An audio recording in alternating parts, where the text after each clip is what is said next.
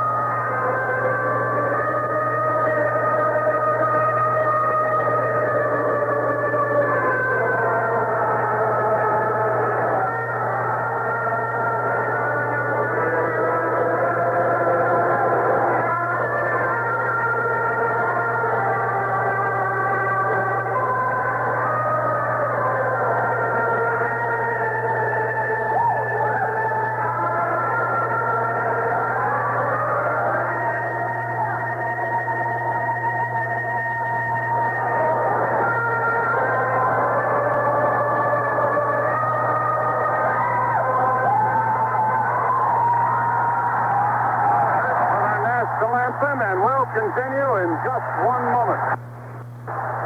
Jim Breach will kick it off for Oakland. And Wes Chandler is the deep man. What a fine young football player he is, eh?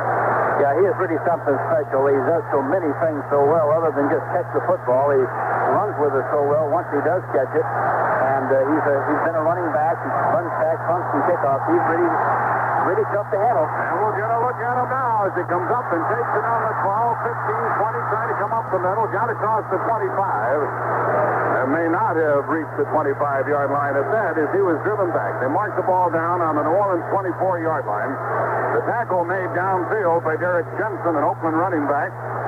A kickoff return of 12 yards, and we're underway with Archie Manning at the controls. Chuck Muncie, Tony Galbraith, the running back. Wes Chandler and Ike Harris are the wide receivers. And New Orleans starts from their own 24-yard line. They come out split back. The tight end is Henry Charles. He's on the right side. And here comes Chuck Muncie over the right side, rolling across the 25 and across the 30. And you talk about an offensive line taking off. They really did. 8 yards. They got off the ball in good shape. There was a counter play to Chuck Muncie, and of course he bangs in there tough. He is very tough to tackle. 6'3", 235, runs to 100 or the 40 and 4.5, but he is really a great running back.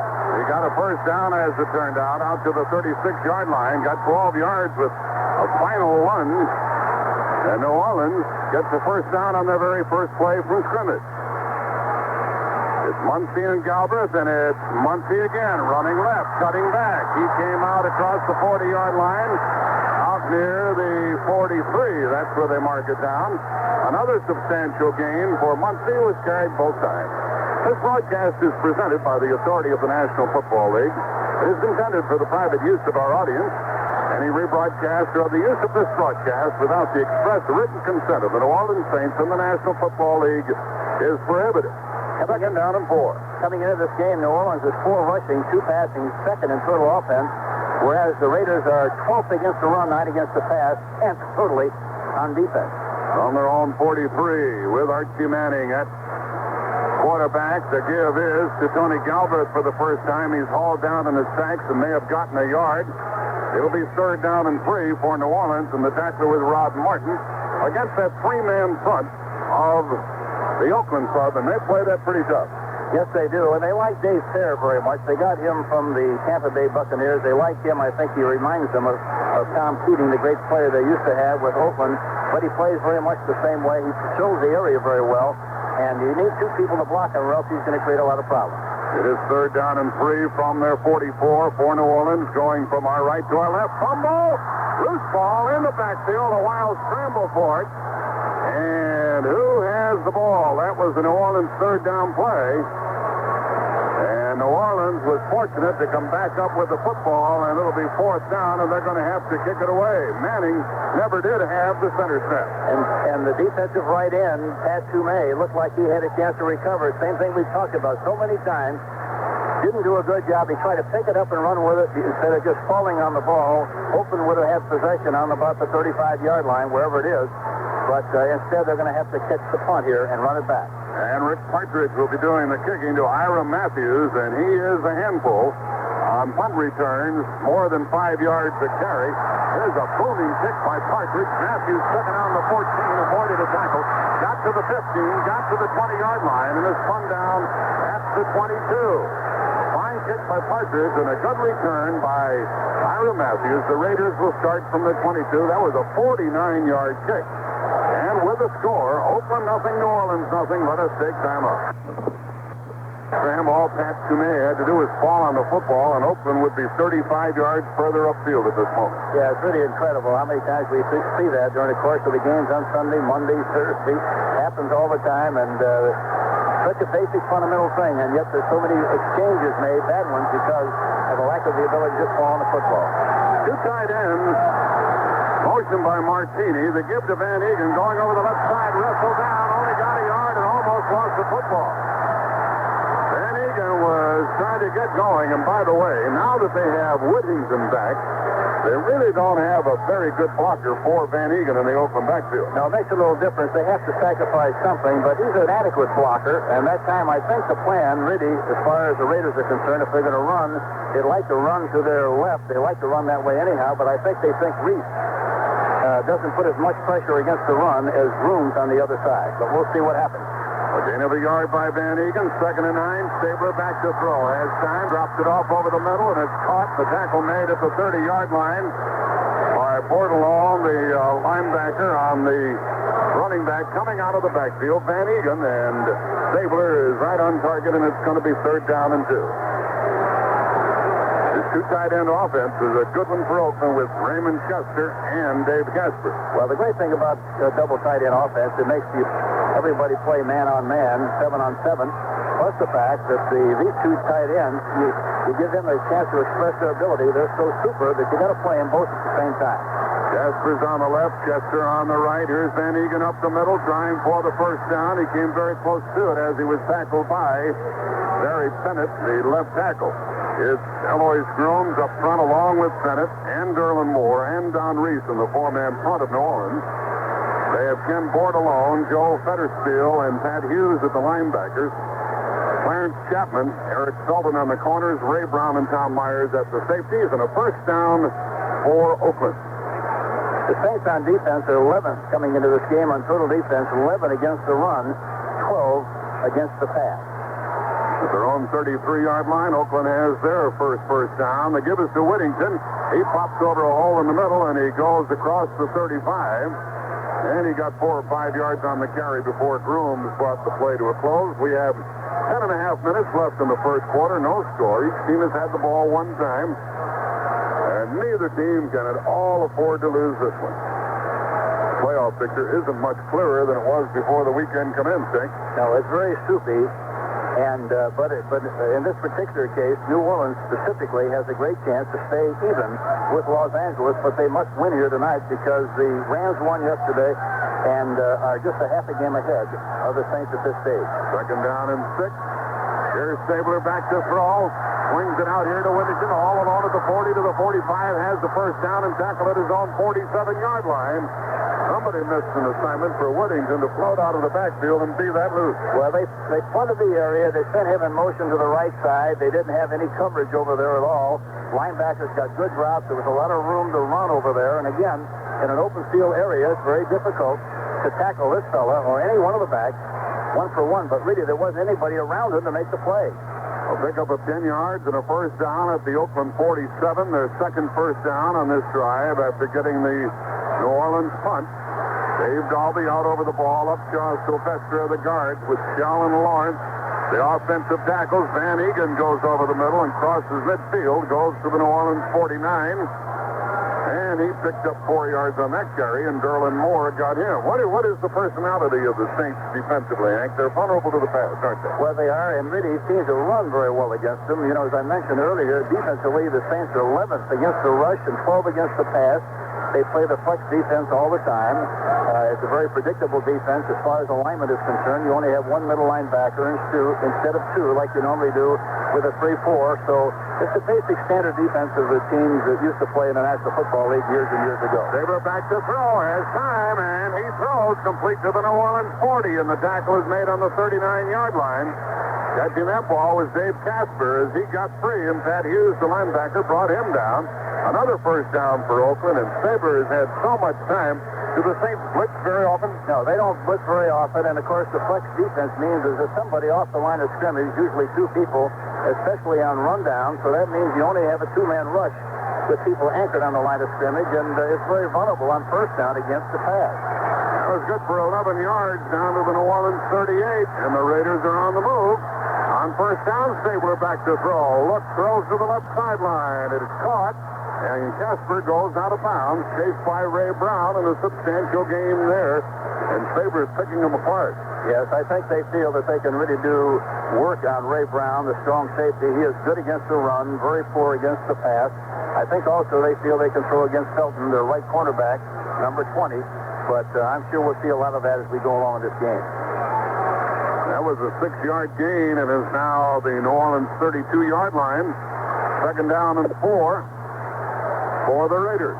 Chester on the right, Casper on the left. Martini is the wide receiver to the right. And here goes Van Egan over the left side and plowing into people. Moves inside the 30-yard line, down to the 28. As soon as you leave Martini alone over there, have him one-on-one, that's when Stabler will burn you, Hank. Yeah, that's exactly right. But the thing about it is, if you draw double coverage with the flanker, then you get single with the 2 tight ends, and they really are super receivers, and they're the ones that create the problems. Plus the fact, with a double tight end offense, it's a different style of play than teams see week in and week out, and it's a little tougher to adjust with. They measure for a first down at the New Orleans 29, and it comes up short by about a foot. It'll be a third down play. Right now, the way Oakland is moving, they are really getting off the ball, and both teams appear very crisp on offense here. The other thing that the double tight end does with a team like New Orleans is that Pat Hughes normally always plays on the split inside. This time, with this kind of an offense, there is no split inside. He must play like a strong side linebacker, and it puts a lot of pressure on him because he doesn't do that very often during the course of the season. Jim Merlo is in at the linebacker spot, and Hughes is out for New Orleans on third down and 1. Van Egan is a crushing back at 225 pounds. You would expect him to carry the ball if they run it. The give is to Van Egan. Following Whittington gets the first down to the New Orleans 25-yard line. And the visiting Raiders, who are trying to run their record to 8-6, are piling up the first down. Now they have it at the New Orleans 25. And that's a good offensive line. Don't think it isn't. Art Shell, Upshaw, Dalby, Sylvester, and Lawrence, along with the two tight ends. The tight ends are like playing with two big tackles, two more tackles, like playing with 4 tackles instead of just 2. They are really big. Dalby, the center, out over the ball. It is Whittington and Van Egan, and it's first down at the New Orleans 25.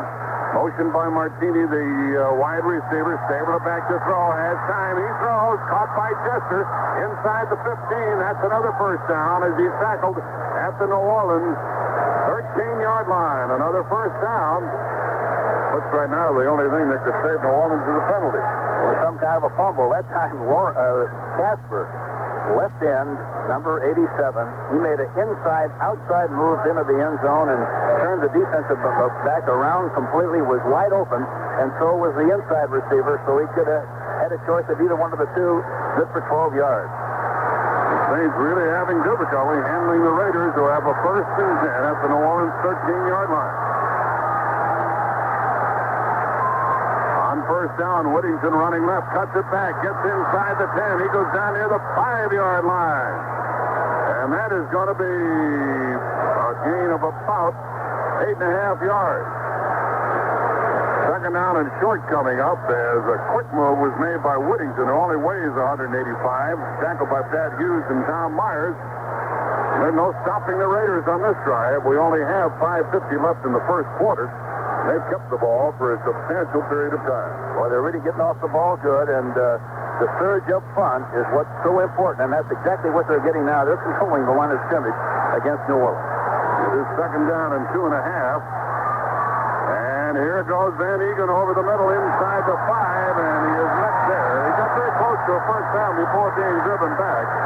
They give him forward progress inside the 4-yard line. Van Egan was really stiffened by Joe Fettersfield, who then got the help that he needed because Van Egan is tough to bring down one-on-one.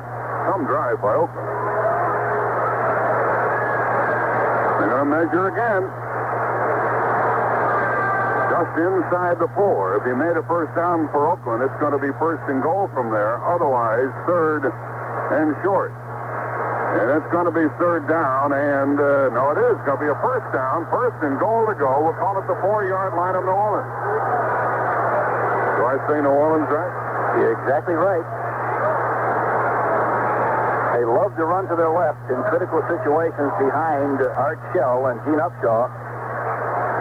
They play together for so many years, and they really get off the ball together extremely well. And let's see if they run to their left, if they do run, on this short yardage situation. Into the game now is Jensen in the backfield. And the give is to Booker Russell. He is driven back after getting about a half a yard. And let's see where they mark his forward progress. And the Saints dug in that time and gain of about a yard. It'll be second and goal from just outside the 2. It's amazing, they run so well to their left. Why they would fool themselves and run right in a critical situation. Let's see if they do it here and come back to the left side. Because that's where they're able to do a good job. And they've done an extremely good job so far on this drive, running to their left. Van Egan checks back in. He's in the backfield with Booker Russell. It's second and goal from the 3, and a fake to Van Egan. Saber wants to throw. He throws into the corner of the end zone for a touchdown to Raymond Chester. Pitcher came back and helped him out, but again, it was a matter of so much time for Stabler and a TD for Oakland. Yeah, they haven't. There was a fake up the middle, and Van Egan really did a good job of blocking on the play, blocked Fetterspiel on the play, had plenty of time to watch the maneuvering downfield into the end zone area, dead gesture for the touchdown. And Clarence Chapman, number 24, was involved in the coverage. A 3-yard touchdown pass and 6-0. Jim Breach is in to try the extra point. He's missed 4 this year. He's 31 out of 35. The ball will be held by Hum. A flag goes down. That was some drive. 78 yards, 15 plays, and Oakland kept the ball for almost 8 minutes. 7 minutes and 55 seconds.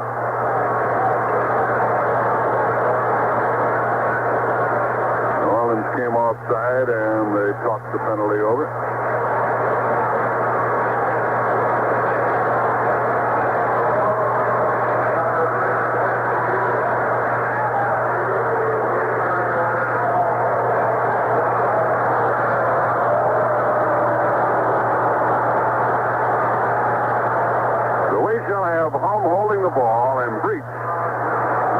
Of California trying to make it 7-0 with 4:33 remaining in the first quarter. Snap from center is good, and the kick is also good. 7-0 in favor of the visitors. There's the timeout on the field with the score. The Raiders 7 and New Orleans 0. Oakland will kick it off from the 40-yard line as a result of New Orleans being offside prior to that extra point attempt. Hank Stram, sometimes you see the Raiders, looks like nobody can beat them.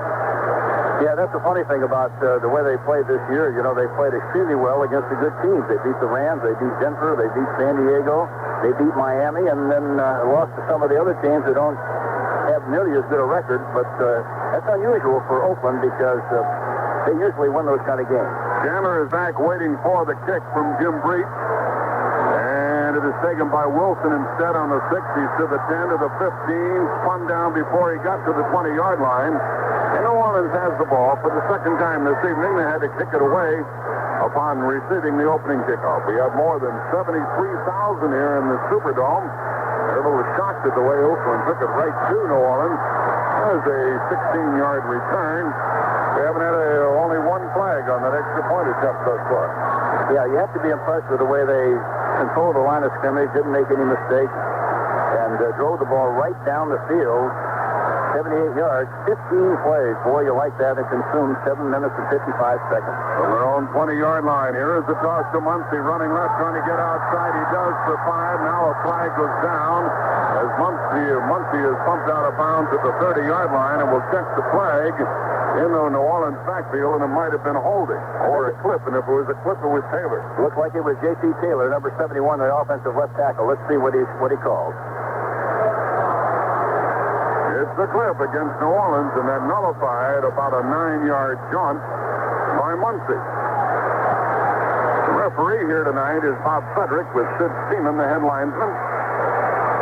Bill Swanson, the back judge, Bob Workman, the field judge. Lou Palazzi is the umpire. Line judge John Everett, and Vince Jacobs, the side judge. Going to be half the distance. Put the ball down on the New Orleans 10, and we'll listen to the referee.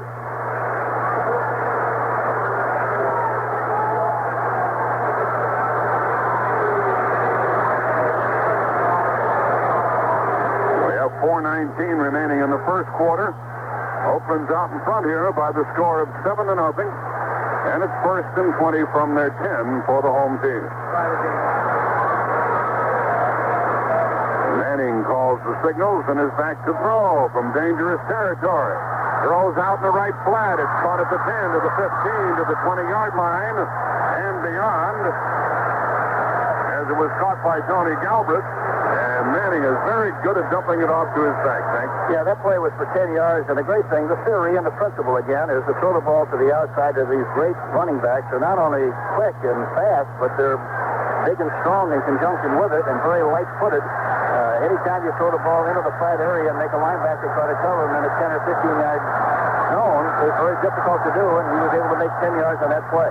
Mike Harris is to the left, Wes Chandler to the right. They're back to the original line of scrimmage. 2nd and 10 for New Orleans.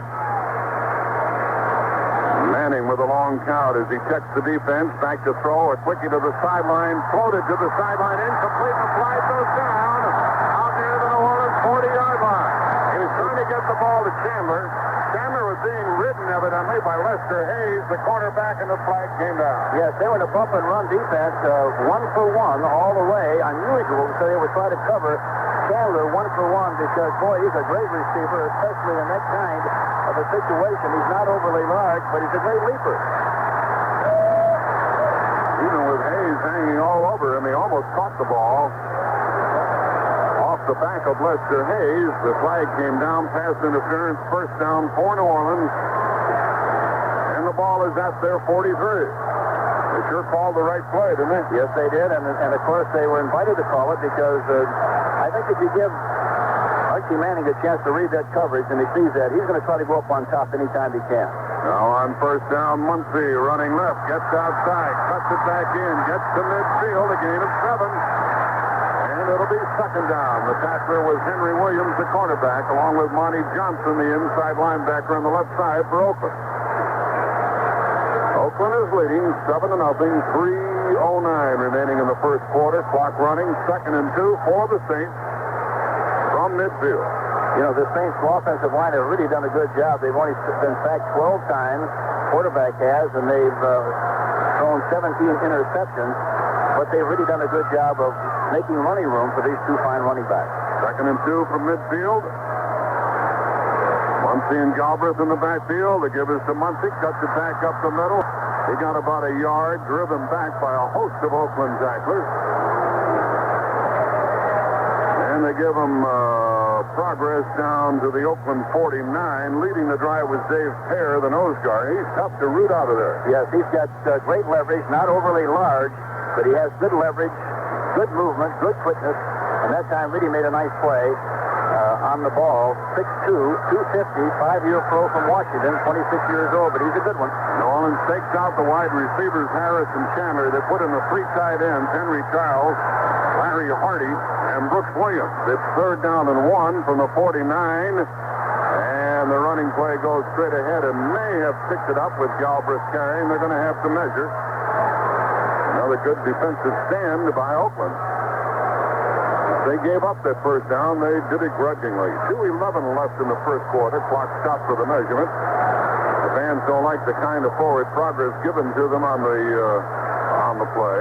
It's hard to tell from where we're sitting. We're deep in the end zone, and so we don't get the usual good angle. I think he made it, though. I would guess he made it. The surge was pretty good, but from here you can't tell. That was a 3rd down play. And a New Orleans first down. A first down at the 48 of Oakland.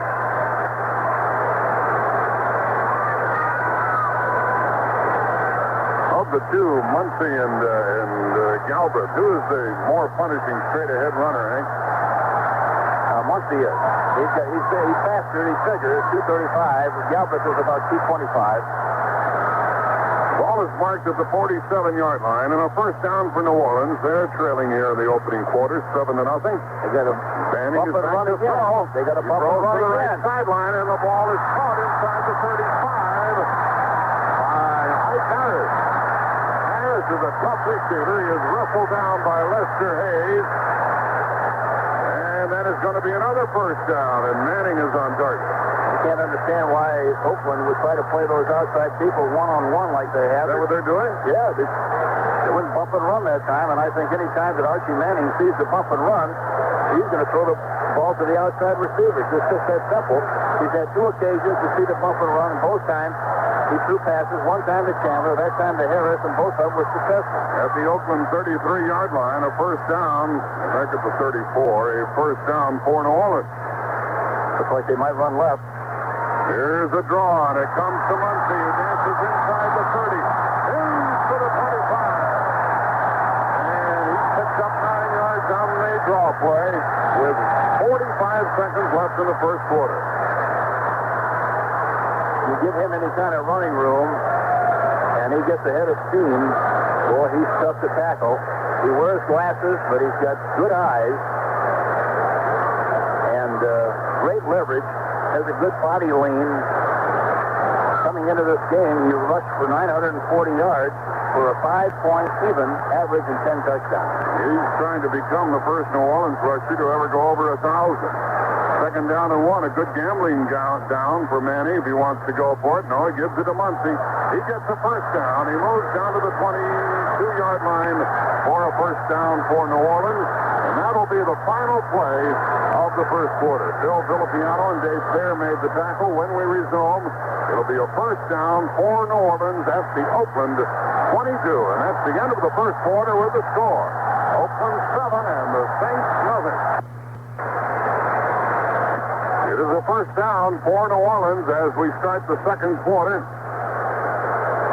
And the ball is on the 21-yard line of Oakland. And what New Orleans cannot afford now, Hank, is a mistake, a turnover, or a penalty, something to stop this drive. Stabler, by the way, started off really hot, 6 for 6. Manning is matching it. Look at that. Manning is 2 for 2 for 23 yards. Both quarterbacks have thrown nothing but strikes so far in the early stages of this game. And we had a touchdown with 4:19 left in the first quarter on a pass play from Stabler to Chester. And Oakland leads 7-0 as a result. Wes Chandler and Ike Harris are the wide receivers for New Orleans. Chandler goes left. Harris goes to the right. Tight end Henry Childs is on the left side. Galbraith and Muncie in the backfield with Archie Manning. And on first down, it's Muncie running left. Galbraith got a block for him. He got outside. He's down to the 10-yard line before he's knocked out of bounds at the 9. It'll be first and goal. And what a block by Galbraith. Yeah, wasn't that a great block, but they complement each other very, very well. But he's so strong that good vision to block out in front by Galbraith was more of a shield block, and then he finally threw the body and knocked the defensive back down. But Muncie very rarely gets knocked down, and he's a great sideline runner because he's hard to knock out of bounds because he's so big and strong. First and goal from the 9-yard line for the Saints as they try to go in for the tying touchdown.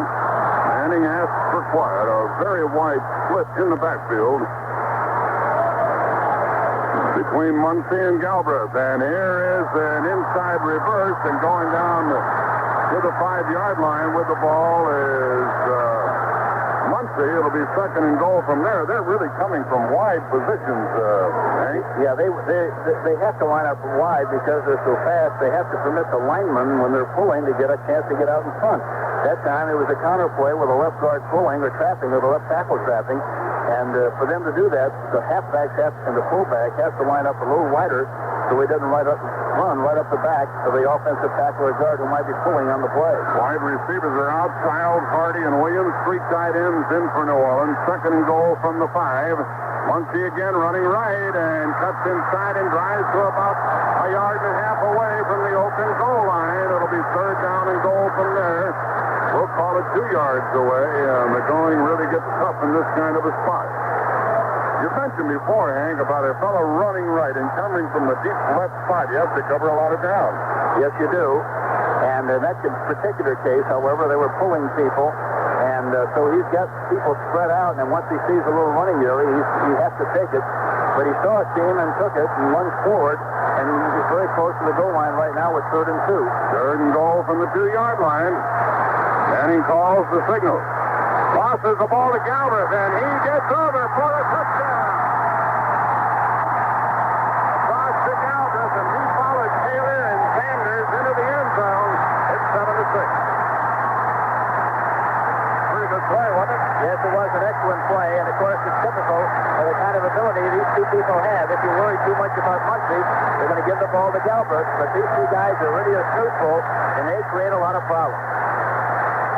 Darryl Euphemian is in to try the extra point, and he has really been a godsend for this New Orleans team. Well, they really stumble in to 2 very fine kickers. Brooks Williams, that time, number 88, really made a good block on the outside.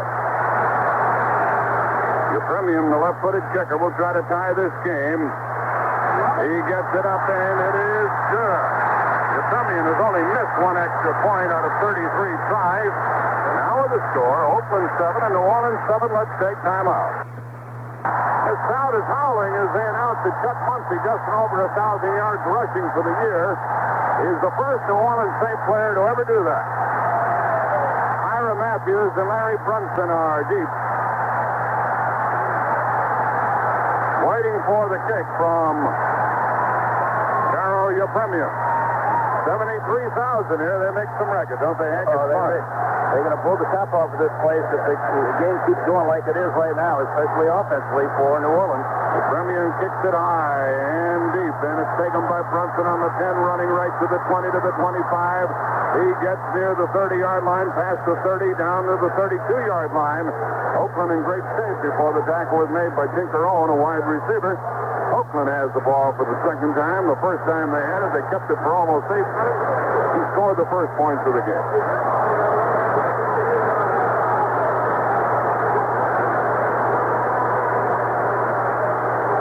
The kick return by Brunson came out to the Oakland 31. This might be a game where the last team that has the ball is going to win. That's the way it has started out. Oakland scored the first time they had it. New Orleans scored the second time they had it. Van Egan is the setback. Sabers back to throw on first down. Throws it outside to Whittington. Hit at the 35, spins to the 36. And a substantial game for the Raiders. Pat Hughes hit him first, and then Eric Sultan finished him off.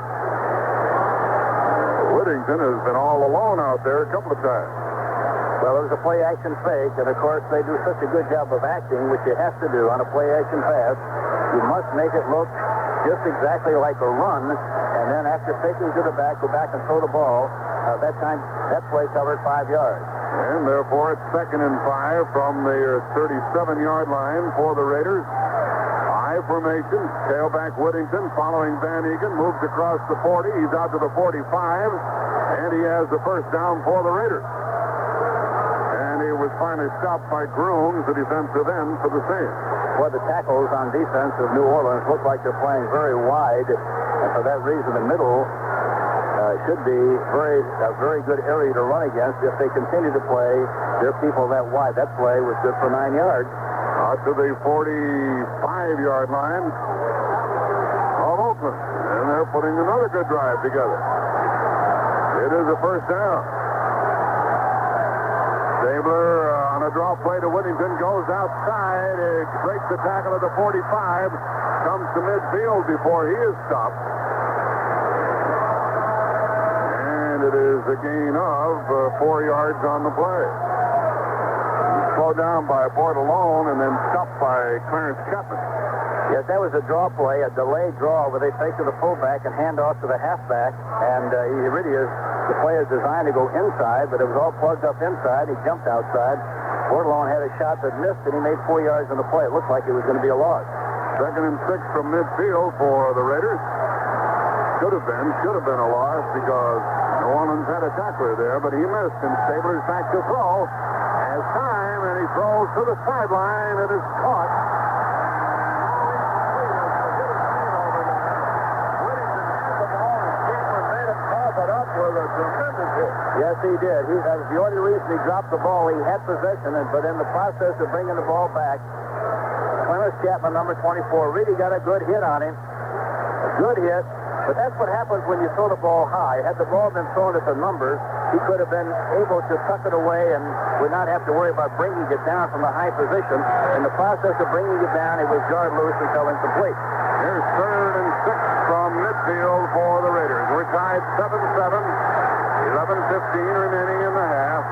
Stabler back to throw and stands in the pocket and throws to Casper. Intercepted. Coming back the other way is Sultan to midfield to the 40, to the 35, 30, 25, down to the 20-yard line. Finally tackled deep into open territory by Dave Casper after Eric Felton picks off his 4th of the year. It went off the hands of Casper into the hands of Sultan, a big chance for New Orleans. That's there again. He tried to force that play a little bit. He threw it high. And anytime you throw a ball high to a receiver in the middle area, there's always a chance of a tipping drill going into effect. And that's exactly what happened here. The ball was a little bit too high. A defensive back was right behind him. Eric Felton, number 20, came up with the interception. ran all the way down the right side, and it looked like initially he was going to go all the way, but Chandler finally made the tackle. And for New Orleans, the fourth for Felton, the 23rd of the year for the team. The ball is on the 19 of Oakland. And the referee calls the halt to play for just a moment. They get the football set at the 19-yard line. The umpire, Lou Palazzi, takes care of it. A 53-yard return by Felton, the right cornerback. And New Orleans will try to strike quickly now with Muncie and Galbraith in the backfield. Something left, perhaps, here. The way they're lined up is hard to tell from this angle. It is. Here is the toss to Galbraith. Behind the block of Muncie, he moves inside the 20-yard line and goes down to about the 17 of Oakland. Tackled by Dave Fair along with Bill Villapiano.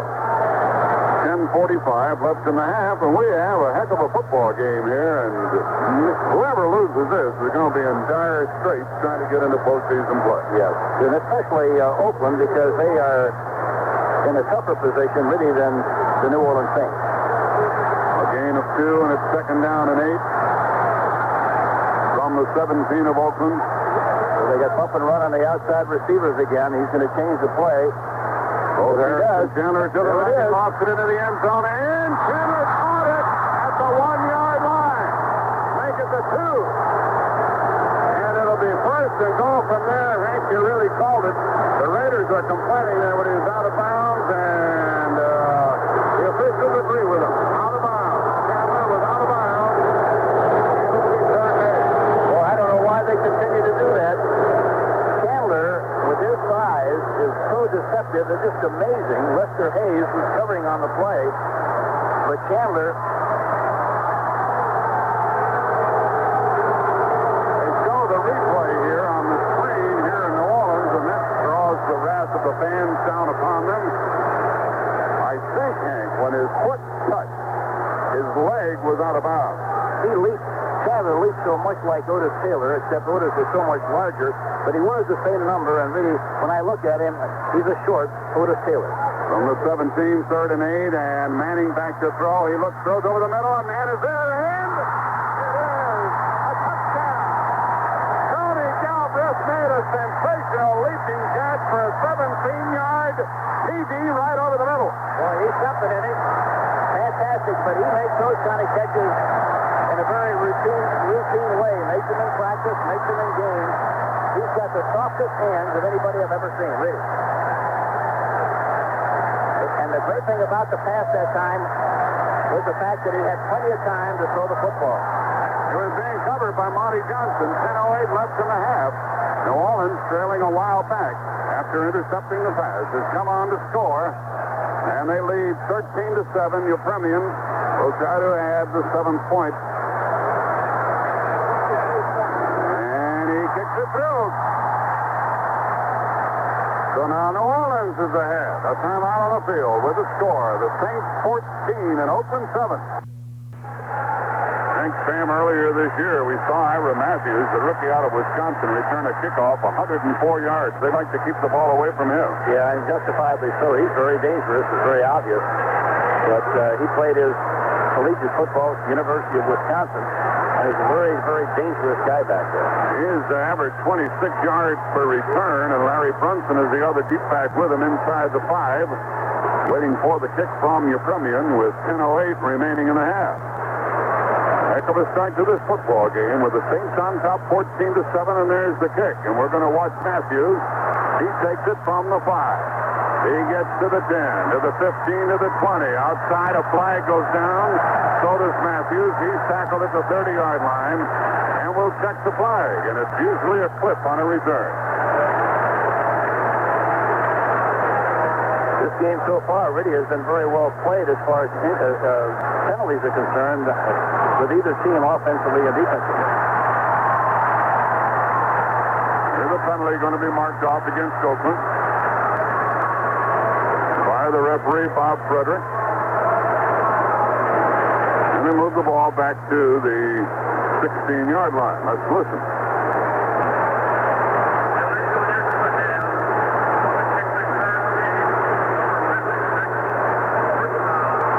Illegal use of the hands was the call against Oakland on the return.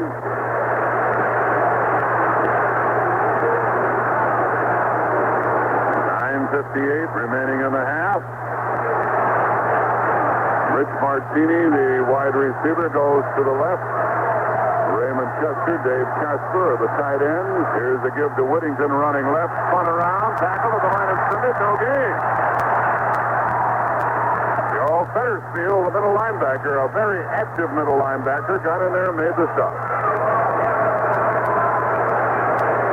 The defense looked very passive initially on that first drive by Oakland. They're playing with a little bit more emotion, a little bit more enthusiasm at this stage, and they did a good job of throwing for a 1-yard loss on that last play, makes it 2nd and 11. How about that game we have coming up Saturday?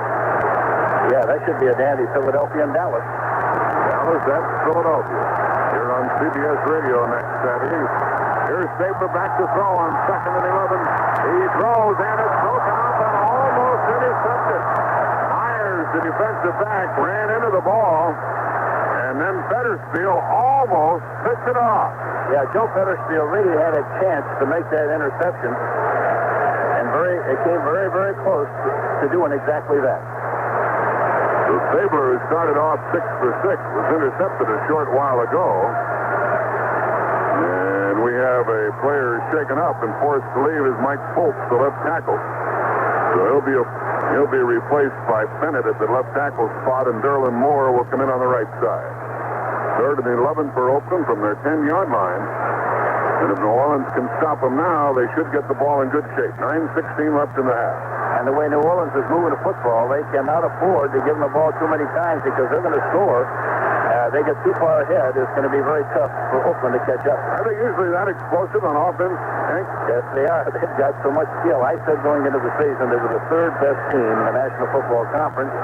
Now, at this stage of the season, they haven't had many injuries. I really think they're the 2nd best team in the NFC. I felt that all along. Offensively, they're just not a better team in the league offensively. It's a skill position than the New Orleans Saints. Stabler comes out 3rd and 11 from his own 10. He's back to throw. He's rushed, dropped it off quick on a screen, caught across the 20-yard line out to the 25, and a flag goes down, and not enough yardage for a first down. Pat Hughes and Joe Fettersfield made the tackle. And a flag is down at the 25-yard line. Again, it would have been enough for a first down unless the penalty would not have been enough for a first down unless the penalty changes. It looks like it's against New Orleans. It is. And the ball is dropped all the way out to the Oakland 40. Well, what a big break there for the Oakland. We have unsportsmanlike conduct against New Orleans. Well, that's a dumb penalty. It would not have been enough for a first down. They had a late hit in the steering call against the Saints. Tommy Myers, number 37, was the one who made the late hit. Fultz, who was injured earlier, is back in there. Here comes Whittington trying to get outside. Can't, goes back, changes direction, and is not tackled till he got to the 45. He did a good job of picking up 4 yards when the left was completely shut out as a result of good work by Pat Hughes to turn the play back. But he's very quick and very capable, and that's the nice thing. Again, I mentioned this many, many times during the course of our season, but that's the nice thing about the I formation. You can change direction, and even though you start to the left outside, you can wind up going all the way over to the other side because your shoulders are square to the line of scrimmage, and you have a good chance to make those kind of cuts. Whittington gained 4, 2nd and 6. He brought it out to his own 44. Chester and Casper, the 2 tight ends. Stabler back to throw. He fakes short. He's rushed. He avoids the sack, but now he's brought down for a loss inside the 40-yard line. That's the first time that's on film. Don Reef was the first one in there, and he stopped everything. The Raiders coming into this game have been sacked 31 times. If they have thrown 20 interceptions, that makes it 32. 8:18 remaining in the half, and New Orleans leading 14-7. Oakland is faced with 3rd and 12. And the ball is at their 37-yard line. There's a 7-yard loss. It's now 3rd and 13. 3 wide receivers are in there. Branch, Martini, and Brunson. Stabler back to throw. He throws in. Branch caught the ball in midfield. He is brought down very close to a first down. Brought down immediately, but he's got a first down for Oakland on a great throw by Stabler. Boy, he really something. He really pinpointed that pass. And Branch did a good job. He just went right down as a defensive back, broke to the inside. The ball was right on target. It was good for 14 yards and a first down. Ball is at the New Orleans 49-yard line. 7:19 remaining in the half. So Oakland was able to overcome illegal use of the hands and a sack, and they have a first down, and Stabler's back to throw, and he airs it out way downfield, and it is incomplete. Trying to get it was Cliff Branch. The speed was throwing a little bit too long, but had it been just a little bit shorter, he might have a chance to make the play and make the catch. Branch is from Colorado. Dalton from Texas Tech. The two of them battled down the sideline, but Stabler overthrew both, stopping the clock with 7:03 left in the half. The Saints are ahead 14-7 after falling behind here at the outset. Branch comes to the left, and it's 2nd and 10 from the 49 of the Saints. And it looked like Oakland was offside. The running play, meanwhile, carries down to the 44-yard line. The tackle made by Bordelon and Folks on Whittington, but Oakland jumped offside. Yes, Chester, 88, jumped offside that time. He was anchored on the right side, but it looked like he was the one who was offside on the play. Offside Oakland. That'll make it 2nd down and 15.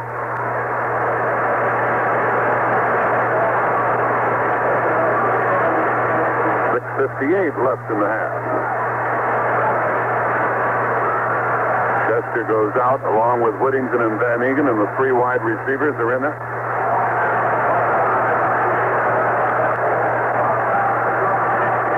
You saw the same guy you did, Hank?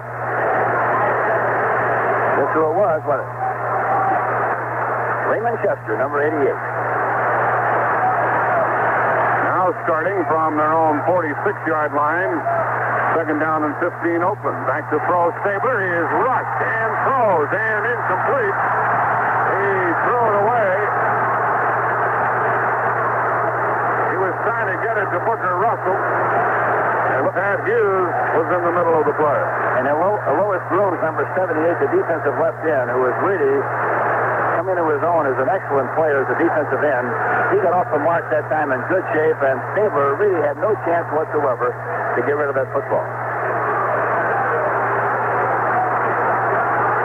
Ray Brown comes out. David Gray replaces him at the safety spot. 3rd and 15 from their own 46 for Oakland. They're going from our right to our left, trying to get the tying TD. They have 3 wide receivers plus Casper, and he's back to throw. Stabler is, and he throws to the sideline. Broken up at the last moment. Fine defensive play by Clarence Jackson, who got in front of the intended receiver just at the last moment right in front of Martini. Yes, he did.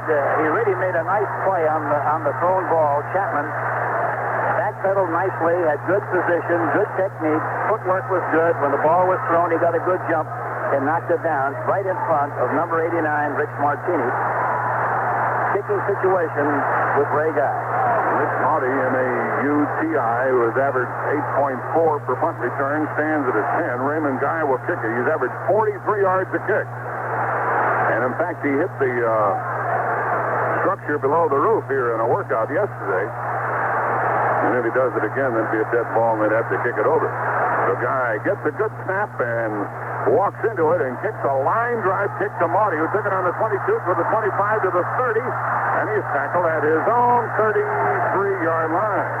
He was very aggressive on that line drive kick by Ray Guy. Good anticipation on the play. Anytime that you get a chance to catch a low kick, boy, you better take it, and that's exactly what he did. A 33-yard punt, an 11-yard return, 6:39 left in the half, and with a score of 14-7, New Orleans, let's take time out. Archie Manning is now in his 10th year in the league, and up till tonight, he had completed 60% of his passes. Having a good year, Henry. Well, he gets rid of the ball so quickly, and he's a fine runner. Manning so far has completed 3 out of 4 passes for 40 yards and 1 touchdown. but they're running the ball extremely well against Oakland, and Muncie is having a great night. They run out of the eye. Galbraith is the up back. The give is to Muncie, running right. Has some blockers. He gets out to the 40-yard line before he goes out of bounds. Boy, they had some power out there that time. And Ted Hendricks, the linebacker, who, by the way, is playing with a broken hand, bumped him out of bounds, but Muncie got enough for a first down. That was a counter play, and here again, as you watch this game, Jack, watch Muncie on the sideline. You very rarely see him get knocked down, and very rarely will he get bumped out of bounds on the first hit. He runs through traffic so well, uses his shoulders and his strength, and gets a lot of yardage going down the sideline. 11-yard gain out to the New Orleans 43-yard line. Manning sets the club. Oakland shifts on defense.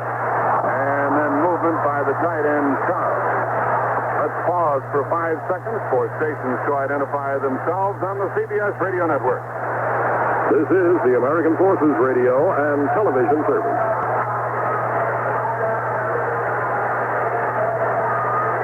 5-yard penalty against New Orleans. Henry Childs got a little too anxious. Sometimes it's difficult for the tight end and the people who are far away from the quarterback to hear that snap call. Start 85 on the offense. Still first down. I think what happened on the play, Archie Manning changed the play. They changed the defense. Archie changed the call at the line of scrimmage. But I think Henry Childs in the process did not hear the snap count or didn't get it or didn't get the change and jumped offside. First and 15, therefore, back at the New Orleans 38. And Manning back to throw. He throws it short to the 40-yard line to Childs, and he struggles back out to the 43, and a flag goes down. The tackle was made by Villapiano. And another flag to be dealt with. That time they played Chandler double, but they played him inside-outside, meaning that the strong safety played him on the inside moves. The corner played him for the outside. Other times they'll double with they play a man short and a guy deep. But they do a variety of things, try to disguise the coverage and make Archie Manning read the defense and get the ball to the right guy. 6:25 left in the half. Ineligible man downfield in the offense. 89.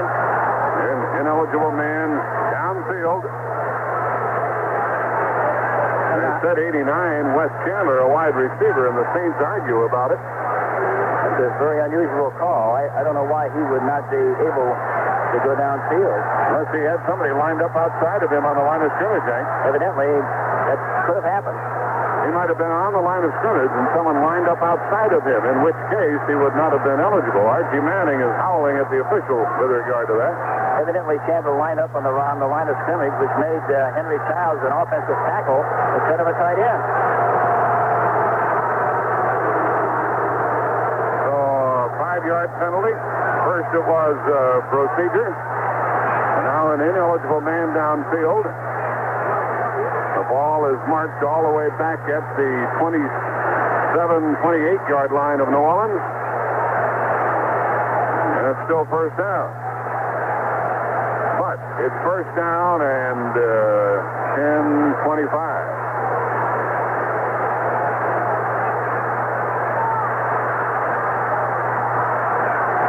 On a first down call with Harris to the right and Chandler to the left.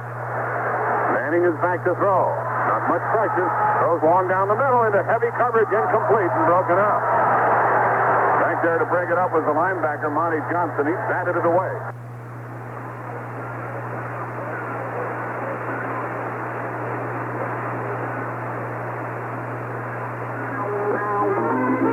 That time they fool Archie, they double covered the tight end. They had the right guy covered. They had him covered with a linebacker, and also Mike Davis, the strong safety, both of whom did a good job of covering on the play.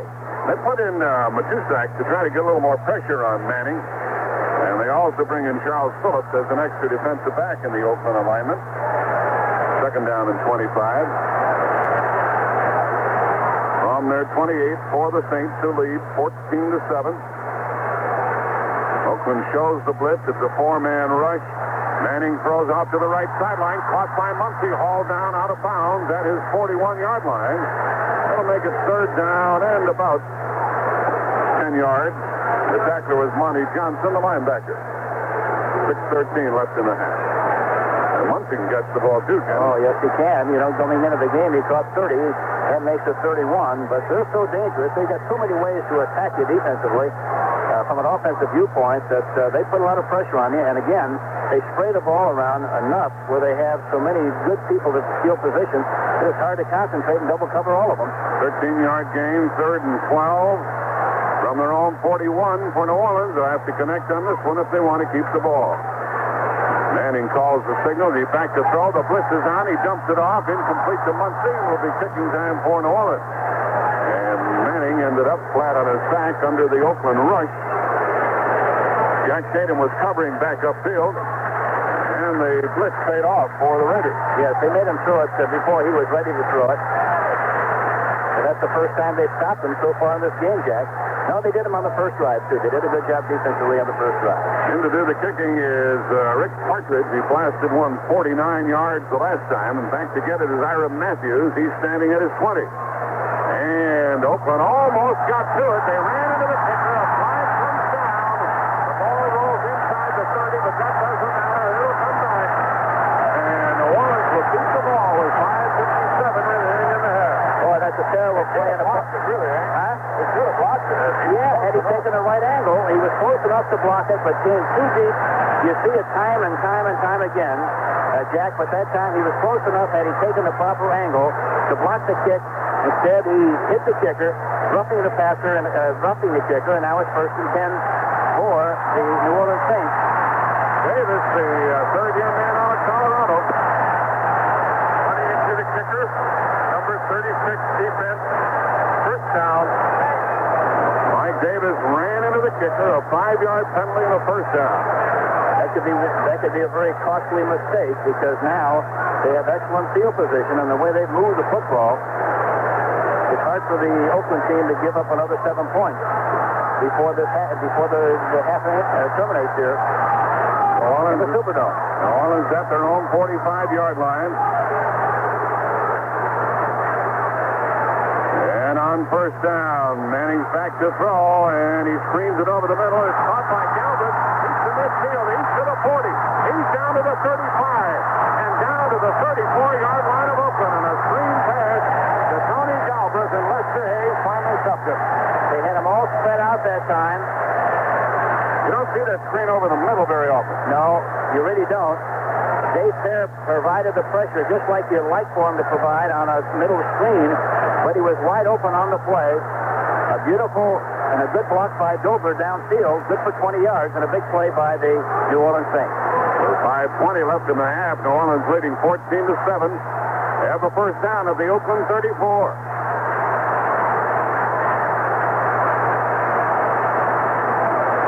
Galbraith and Muncy in the backfield with Manning. And Manning delays the ball to Muncy. He gets to the 30. He's down to the 20, down to the 15. He's down to the 5. He's back around the 3-yard line. A draw play sends Muncy to the 3. And Wes Chandler, the wide receiver, sprung him loose. Yes, they did. But there was a big hole right up the middle. Dover did a good job of blocking. So did John Hill, the offensive center. But any time that you give Muncy a chance to smell that goal line, boy, he's going to get there very quickly. 31 yards on the play. Hank, it looks like running into the kicker is going to cost Oakland a touchdown, doesn't it? Well, you make those kind of mistakes, and they're very costly. Especially against a fine offensive team like the New Orleans Saints. New Orleans is already leading with 4:15 left in the half, 14-7. First and goal from the 3. They give us to Muncy, trying to get outside, cuts it up, and goes right to the goal line. Took a header at the goal line and didn't get in. It'll be second and goal from there. Good defensive play by Henry Williams, the cornerback who came up and made a big hit. Galbraith did a good job of blocking on the play also. They didn't quite get in. The crowd is relishing every moment of it. 3.5 left in the half. Second and goal from just outside the goal line for the Saints. And here is Muncy hurdling over for the score.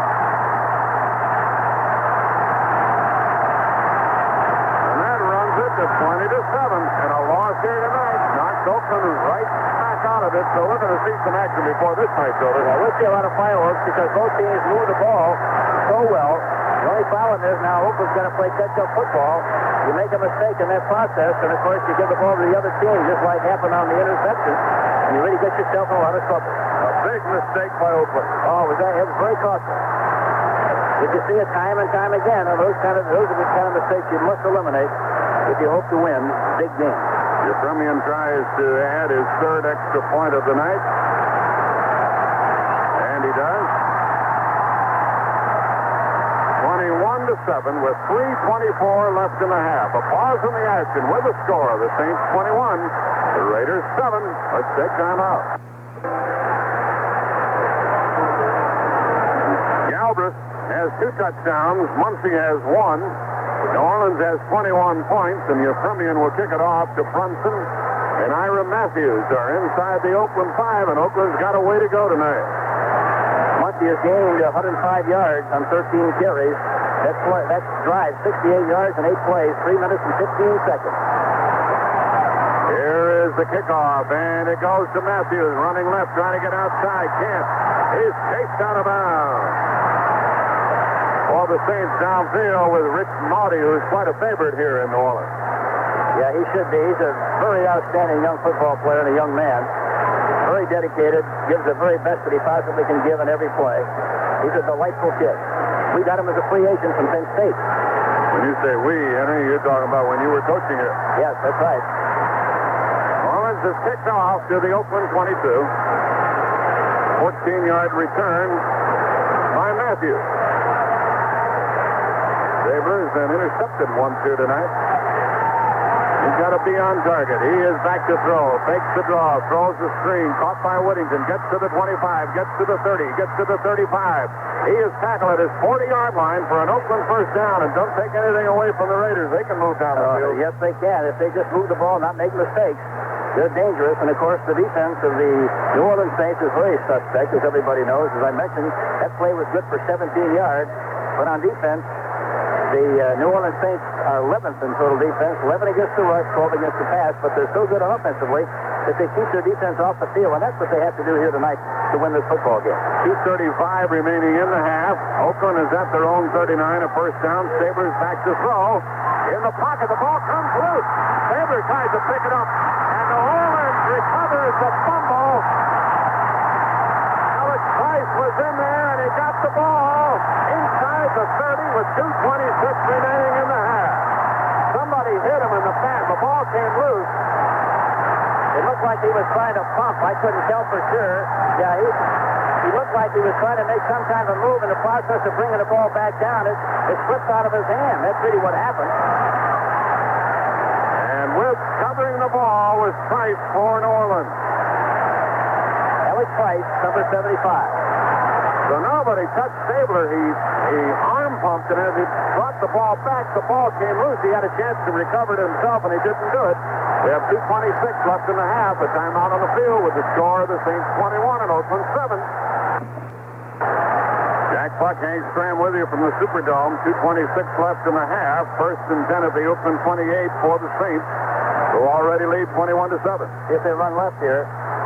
They have Muncie, and back to throw is Manning. He throws long into the end zone, and touchdown for New Orleans by Henry Childs, the tight end, on a magnificent catch, 28-yard score. He threw it right on the shelf. A beautiful shot, a crossing pattern with Henry Childs, and that's the kind of ability he has.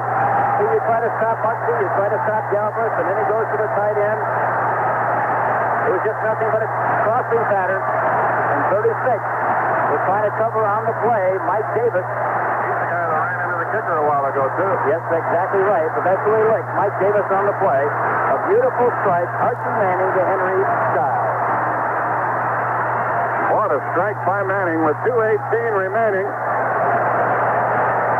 Took him 8 seconds to score after recovering that fumble by Stabler, and it is 27-7. Some fans have thrown some debris into the end zone, and a little time is required to clear it out. Hank, I I guess it's going to be like this next Sunday when San Diego plays here in the Dome, huh? Yes, it'll be that way exactly. And San Diego's coming in and they have to win. Euphemian tries to make it 28-7. He does. With 2:18 remaining in the half, and now with the score, the Saints 28 and Oakland 7. Let's take time out. Brent Musburger is going to be joining us here at halftime. I don't know, Hank, if he's going to try to unscramble all the playoff possibilities, but I hope he tries. I hope he can. Wish him good luck. So Brent Musburger will be with us here at halftime. The kickoff will be forthcoming from Euphemian. Larry Brunson and Ira Matthews are back deep for Oakland, and the Raiders really need something here. The kick by Euphemian goes deep to the 3. Taken by Brunson, running right to the 10, to the 15, to the 20, and he ran out of room and went sailing into his own bench over there. And we have some boys will be boys activity along the sideline. The line of scrimmage is going to be the Oakland 30. When you're trying to play catch-up, funny things happen. And especially when you're trying to play catch-up when you win another game where the anticipation of using a double tight end offense. Now you're timing yourself, huh? Yeah, it makes it a lot tougher.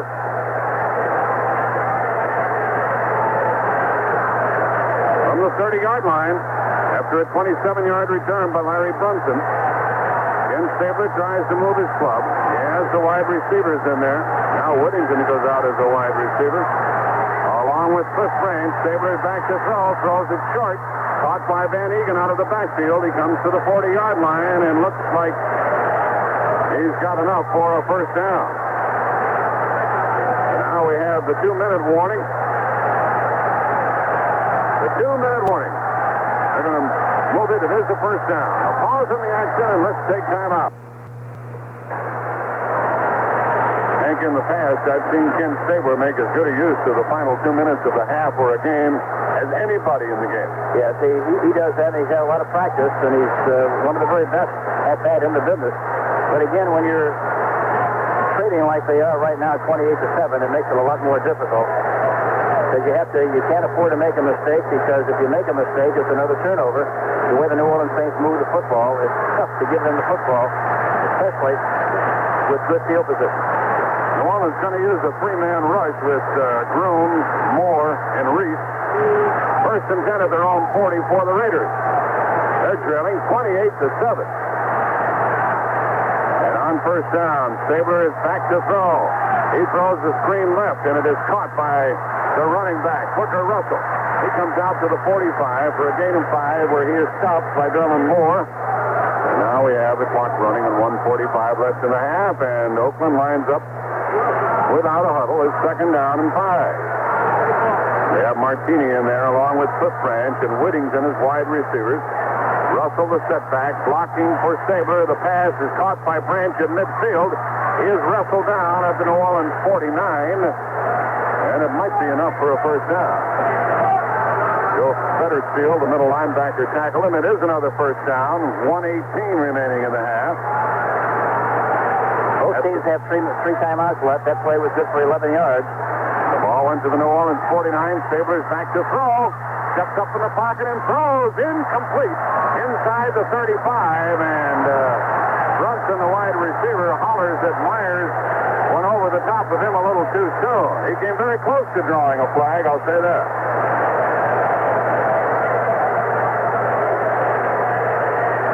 Now we have 1:04 left in the half. Oakland desperately trying to get back on the scoreboard. They scored first and led 7-0. The ball is at the 49-yard line of New Orleans. Second down and 10. Van Egan is in the backfield. He's blocking for Stabler. Stabler drills it over the middle to Casper. Casper caught it on the deck at the 37 of New Orleans. And that's got to be another first down. I can't understand why they don't use one of their timeouts. They got 3 of them. We have 47 seconds remaining in the half. Clock running down to 45. That was good for 12 yards.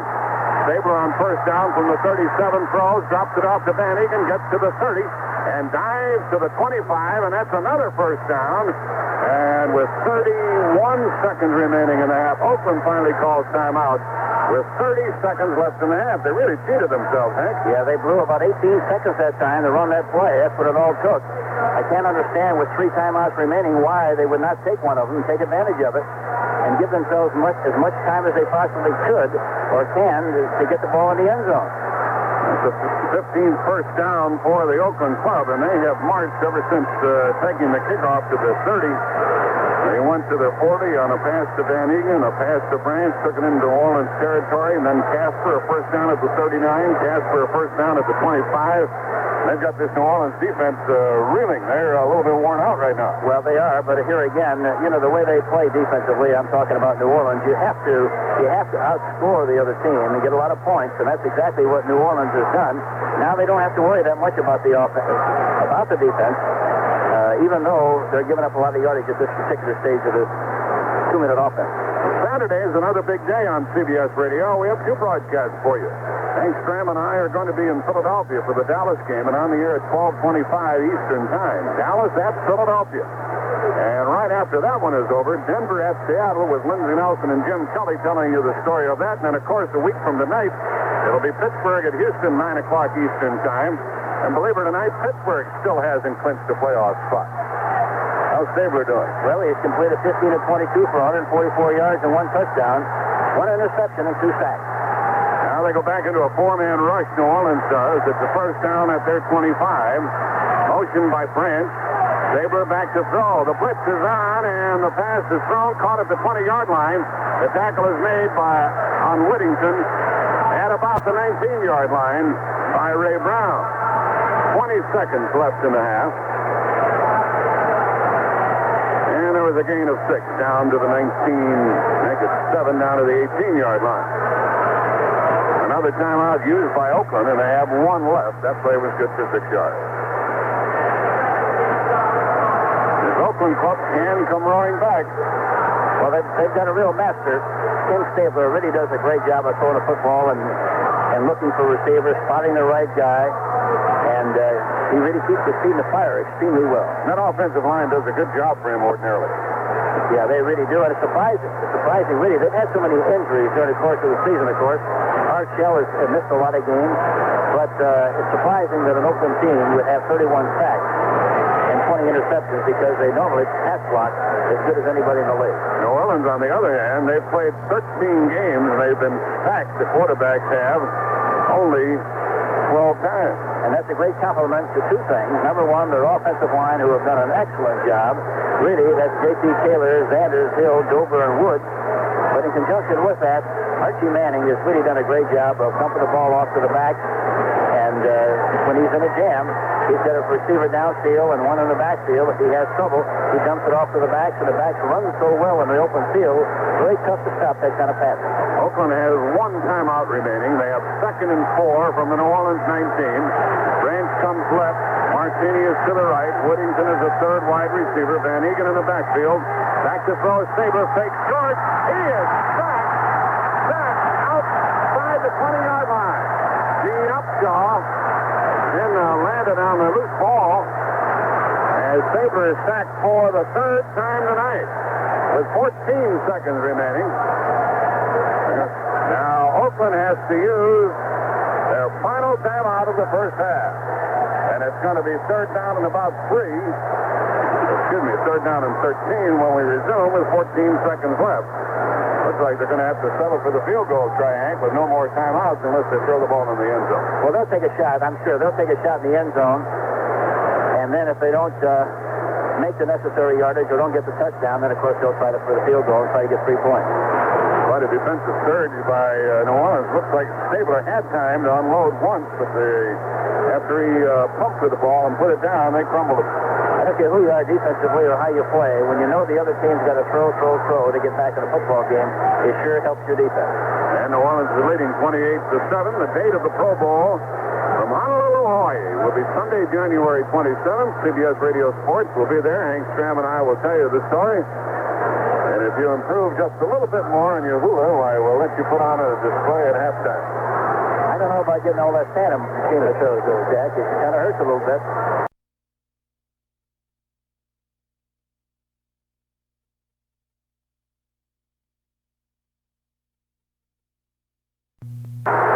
comes to the left. Martini is to the right. The ball is at the New Orleans 28. Stabler's back to throw. He throws into the end zone, and it is broken up incomplete. And a flag goes down in the end zone. They had double coverage. And interference is called against New Orleans with 9 seconds left in the half, and it'll be first and goal for New Orleans. You know, that's the one thing that you don't want to do defensively. You know what they're going to try to do. They're going to try to get one shot into the end zone. The one thing you don't want to do, you want to make sure they earn that shot or earn the 6 points, not give it to them, not commit some kind of a foul. That's exactly what happened on the play. It was a bad play defensively. They can still have time for one more pass, Hank. Oh, sure, yeah. They can't afford to run. No, they'll throw 2 passes. They got a chance to throw 2 passes maybe, and then kick a field goal with a second left in the game. In the first half. They line up in a running formation, and Sabers back to throw, and he throws, and incomplete. With 4 seconds left in the half. He tried to hit Dave Casper. He was covered by Felton. Casper made a diving effort. New Orleans had to know they weren't going to run. Yeah, and the worst thing about it was really that Van Egan was wide open on the play. Casper did not go deep enough in the end zone. He should have gone to the corner of the end zone. Van Egan was wide open. Nobody covered him, but they were too close together, and he threw the ball too far out in front of Casper.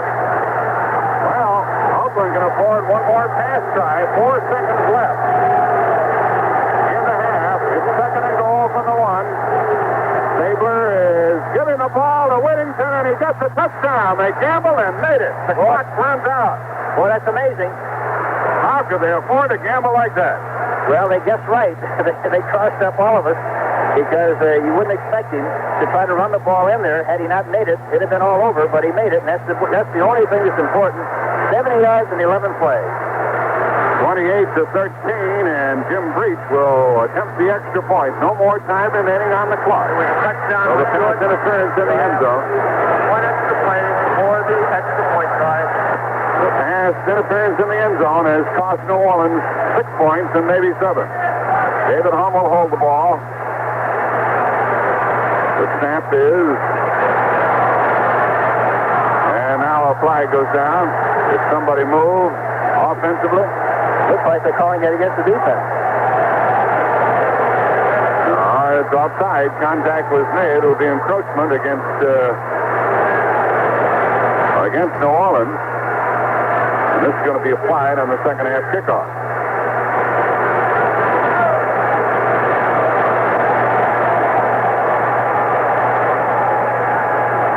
So the line of scrimmage will remain the same as Breach tries to make it 28-14. I'm holding.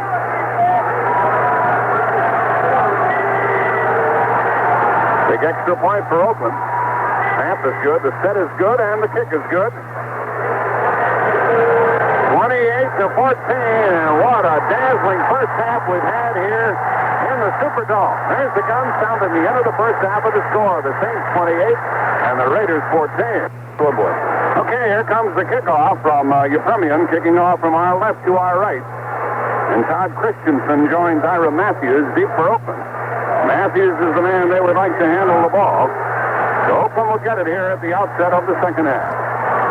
The ball is kicked by Euphemian. And Matthews takes it on the 7. 10, 15, 20, 25, 30, and could not come bursting out of the pack. He didn't get to the 35-yard line. Oakland will take over inside their own 35. Well, what do you expect to see in this second half? Hank Stram? Well, I think that Oakland, has enough poise, and they have enough confidence in what they do. The big thing is they have to be patient. They just cannot make mistakes and reduce the size of the field for this New Orleans team because they're too dangerous. They've got to move the ball down the field patiently, not take any chances, and score. That's what they've got to score on this drive, I really think, to get back in this football game. And it is Whittington hit the tailback following Van Egan. He started up the middle and then veered off to his right after crossing the 35, came out to the 36, got free, ran into Don Reese, and then Clarence Chapman finished him off. Oakland, with a record of 7-6, will be eliminated. The best they can do now is to be a wild card team. There's no way for them to win the AFC West. But they could be a wild card team. They have to win all 3 games. That includes this one in order to have an opportunity. Even that might not do it for them. 4-yard pickup by Whittington on the first carry. He got a touchdown right at the close of the first half. The ball is at their 37, and Stabler is back to throw. Just stands there, looks, and throws, and incomplete, and almost broken up. Batted down by Puttersfield, the middle linebacker. Casper was out there waiting, and I think Stabler might have waited a little long, Hank. Yes, he didn't have good anticipation on the delivery all that time. It was a little late. He had all that time to throw the ball. The protection was excellent, but he waited too long to deliver the ball and was almost intercepted that time by Puttersfield. Dalby, Upshaw, Sylvester, Henry Lawrence, Art Shell, along with the two tight ends, Raymond Chester and Dave Casper. They're blocking up front for Stabler, who has Whittington. And Van Egan in the backfield. He's back to throw again and gets rid of it just in time and broken up. Backfield, he's back to throw again and gets rid of it just in time and broken up and almost intercepted by Tom Meyer. He tried to get that ball to Whittington again, but it's kicking time, and Oakland didn't get the good drive on the first possession. No, they didn't, and it's going to be tough for them to get back in this game if they just continue to throw. It's going to be very difficult, and Whittington that time made a big mistake by not coming back to catch the football. The last punt by Ray Guy was only for 33 yards. He'll get it away from his 25 and kick to Rich Mauti, M-A-U-T-I. He's inside his 15. Good snap. And there's a dandy kick by Guy. Sends Mauti back to the 13, 15, 20-yard line up the middle, ran into his own man, and was tackled at the 25. Downfield for Oakland was Rufus Best, the defensive back. New Orleans gets it for the first time in the second half. Jim Merlo that time really made the tackle on Marty in an attempt to try to block for him. Give a little cluster on his helmet for that, huh? Hang time with 3.81, kicked at 51 yards. Well, that's the Ray Guy that we know, and that's why he has an average of 43 yards per kick. New Orleans has had little difficulty moving the ball. They come out with Wes Chandler to the right, and Ike Harris going left, the tight end Henry Childs on the right side. Muncie and Galbraith in the backfield with Archie Manning. And on first down, Muncie running left, waits for the block, and gets outside only for about a yard and a half. There was good containment by the Oakland club. But you see how they had angles on him that time, Jack, but you see how tough it is to knock him down? He still winds up on his feet, even though they knocked him out of bounds. That's how big and strong he is. At 6'3", 235, and running the 40 and 4.5. And with Rod Martin making the tackle. Up front for New Orleans, John Hill, Manuel Zanders, Conrad Dobler, J.P. Taylor, and Robert Woods. Their tight end is Henry Childs. The line of scrimmage is the 27. And it's second down and 8. At the New Orleans 27-yard line. Manning calls the signals. He's back to throw. He looks and throws. He lofts it out here, and it is caught by Galbraith at midfield down to the 45. What a touch Manning put on it as Muncie went out of bounds near the New Orleans 43-yard line. Tony Galbraith, see, that's what... There's so many ways they can hurt you with a skilled position. He made an outside move on Hendricks and then broke up the field, and Manning delivered the ball right over the top perfectly, 31-yard gain. A beautiful play, a nicely executed play by Archie Manning to Tony Galbraith, good for 31 yards. To the Oakland 42-yard line. They swung him out there. So Manning hits for 31 yards on his first pass attempt of the second half. Down to the 42 of Oakland. They're going from our left to our right, and the fake is to Muncie, and Manning runs right. He's going to run with the ball. He's to the 40, to the 37, and out of bounds he goes. Got about 5 yards, and I don't know if it was a busted play or what. Well, there was a play-action pass, and it looked like he was supposed to roll to his right. He evidently didn't see anybody open downfield and decided to take off and run. He really hasn't run that much this year. He's had a good average when he did, however. Oh, yeah, he's an excellent runner. He's averaged 5 yards a try and 2 touchdowns. 13:28 remaining in the third quarter. The line of scrimmage is now the 37-yard line. And it is second down and 4. That time he ran to his average, 5-yard gain. Manning calls the signal. Gives the ball to Muncie. He finds a hole, gets down near the 31-yard line over the left side before he is stopped. pretty close to a first down. Muncie carried, stopped by Reggie Kinlaw and Rod Martin. Kinlaw can give a lot of life to the defense. That was a first down run by Muncie. Yeah, they like him very much. But there's another great illustration. Muncie was running up the middle. He saw a little seam on the outside of that area, took advantage of it, slashed through there, and made a nice gain on the play. Good for 6 yards, another first down. And the four-man front now, Oakland does, of Tumay, Kinlaw, Hare, and Dave Browning. On first down, here's a little swing pass out to the left side to Muncie, and he is wrestled down at the 40-yard line for a loss of about 9 yards on the play. A big defensive play by Pat Tumay, who continues to be one of the best pass rushers in the game. Yes, he played that terrifically well, and very rarely do you see one guy bring Muncie down in the open field, but that's exactly what he did. He is tackled back at the Oakland 40-yard line. Big defensive play by Pat Tumay. Loss of 8 yards on the play. Second down and 18. From the Oakland 40. Chandler is to the left, Ike Harris to the right. They're so concerned about covering doubles to the outside people. The child should be open on the play. Here's the pass instead to Galbraith. He catches it at the 30. He's taken down immediately. And it'll be third down coming up. Third down and 7. Tackle made by Rod Martin, the linebacker, stayed right with him. So important to have those linebackers that can move with the offensive ball. And very few of them, if you have time, can move with against the backs who have outstanding speed like these two young kids here in New Orleans. The line of scrimmage is now the Oakland 29. Third down and 8. Galbraith has caught 5 passes for 88 yards so far. And Manning asks for quiet, sets his club. Chandler's on the right side now, and Ike Harris to the left.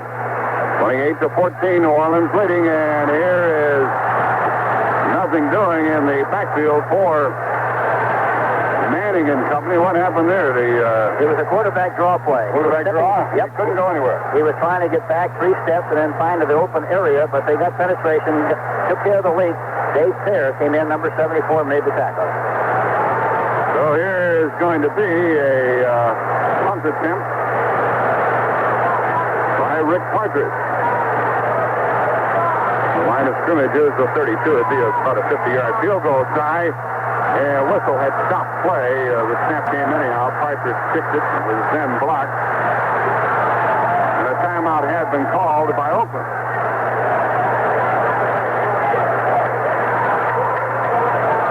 Oakland calls timeout with 11:06 remaining in the third quarter. And with the score of the Saints 28, the Raiders 14, let us take timeout. Rick Partridge, a rookie out of Utah, will be punting as we resume. 11:06 remaining in the third quarter. No scoring thus far. 28-14 New Orleans. I think he'll try to kick the ball to the left. He should. He tried to the last time, but he should. That's a better angle. And in case he blows the kick, it rolls off his foot to the right. He tries to get it out of bounds. It lands inside the 5 and goes out of bounds inside the 5-yard line.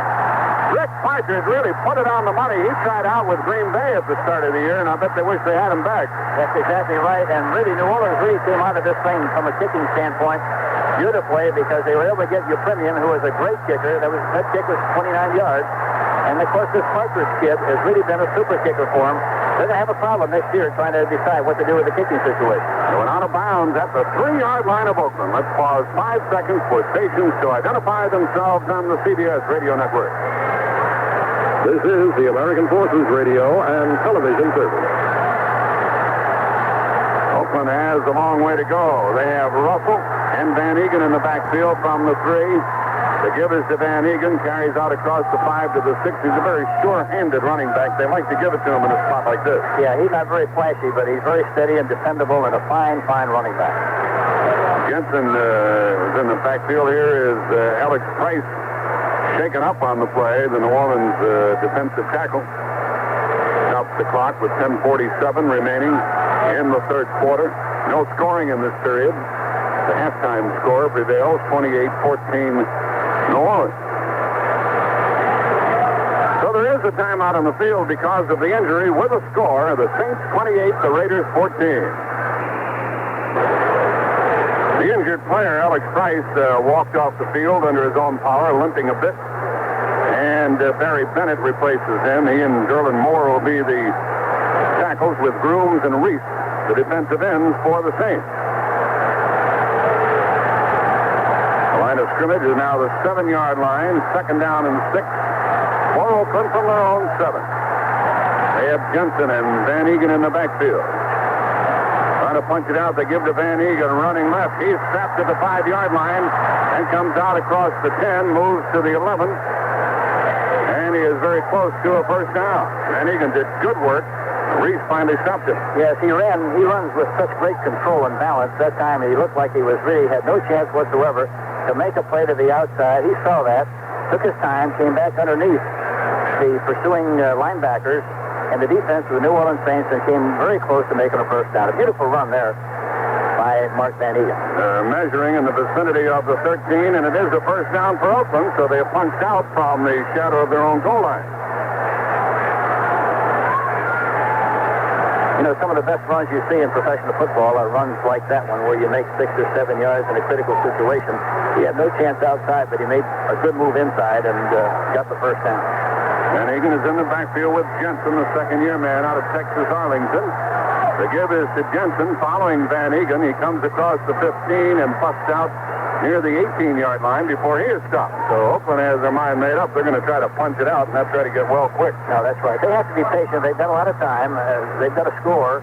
Very important for them to score on this drive. They got to get some more points on the scoreboard to get back in this football game. If they do that and do a good job defensively, they've got a chance. 9.5 left in the quarter. 5-yard pickup by Jensen that time, and it's second down and 5. From their own 18-yard line. And here's the other running play, and Van Egan has taken off his feet at the 20-yard line. Big hit by Fettersfield, the middle linebacker. Yeah, he's a good middle linebacker, an excellent middle linebacker. But he read the play perfectly and came in from the side and made a good tackle. Well, it's going to be third down. Third down and 2. Van Egan got 3. The ball is now at the Oakland 21. They started at their 3. And they bring Merlo in as the other linebacker. They take Pat Hughes out on the short yardage situation, and because they feel that Merlo is a little bit better against the run than he is against the pass. On third down, Dalby snaps the ball. Stabler fakes. He's back to throw. He gets rid of it while being hit. It's intercepted at the 15 to the 10 to the 5, and it is a touchdown by Bordelon. Ken Bordelon got the touchdown as Bennett put the pressure on Stabler. The ball was batted in the air. Bordelon caught it, and it's 34 to 14. Well, that's amazing, but that's what happens when you have bad field position, and then you try to make something happen, force it. They made a great play defensively. Kenny Bordelon takes the ball into the end zone for the touchdown, 34-14. Stabler tried to get a quick one. He was rushed by Bennett. He threw the ball as he was being hit. The ball was batted up in the air, and it came down. Bordelon could hardly wait for the ball to come down into his arm. And Bordelon's a fine athlete, got good speed, and knew exactly what he had to do that time. The 10th touchdown of the night for New Orleans. Bordelon first batted it up in the air and then brought it down. That's that linebacker drill that you see all the time. And it paid off for him, didn't it? Exactly right. And, of course, Bordelon has good range. He's 6'4", 226, played his collegiate football at LSU. They love him down here. And we gave a 4th-round draft choice for him to Los Angeles because we thought he was going to be a super player. Yepremian has done it again. He kicks the extra point with 8:36 remaining in the third quarter. A timeout on the field with the score. New Orleans 35 and Oakland 14. Full kick. A very controlled kick, very accurate. Stepped in a direction he was going to kick the ball nicely. And, boy, it's tough to go 97, especially when you have to play catch-up football. So it's 35 to 14, and the kickoff is deep, and it goes down to the 7-yard line. Running out with it is Ira Matthews. He's across the 20. He's out near the 30-yard line and beyond. Ira Matthews with a good kickoff return. Finally stopped by Jim Merlo, the linebacker. And there was some little rough play when the play finally came to a close. With no flags are thrown. And Oakland will take over in better position this time than they did before at their own 37.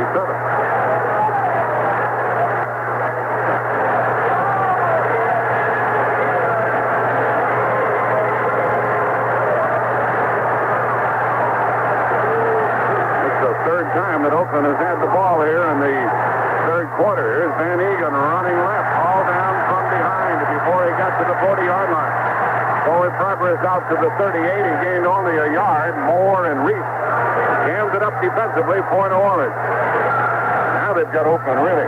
When they throw the ball, bad things happen. And when they run the ball, it really doesn't matter. They're behind by so much. Well, you don't have to worry about... See, this is a fun time to play defense because you don't have to worry about one mistake being a critical mistake and turning the game around. For that reason, you can relax, read your keys, play defense, have fun, and just wait for another opportunity. Faber back to throw. He gets it out to Cliff Branch at midfield. He takes it in for a completed pass, and then he is whacked by the corner, Eric Sultan, at midfield, and that'll be a first down for Oakland. Cliff Branch calling it in.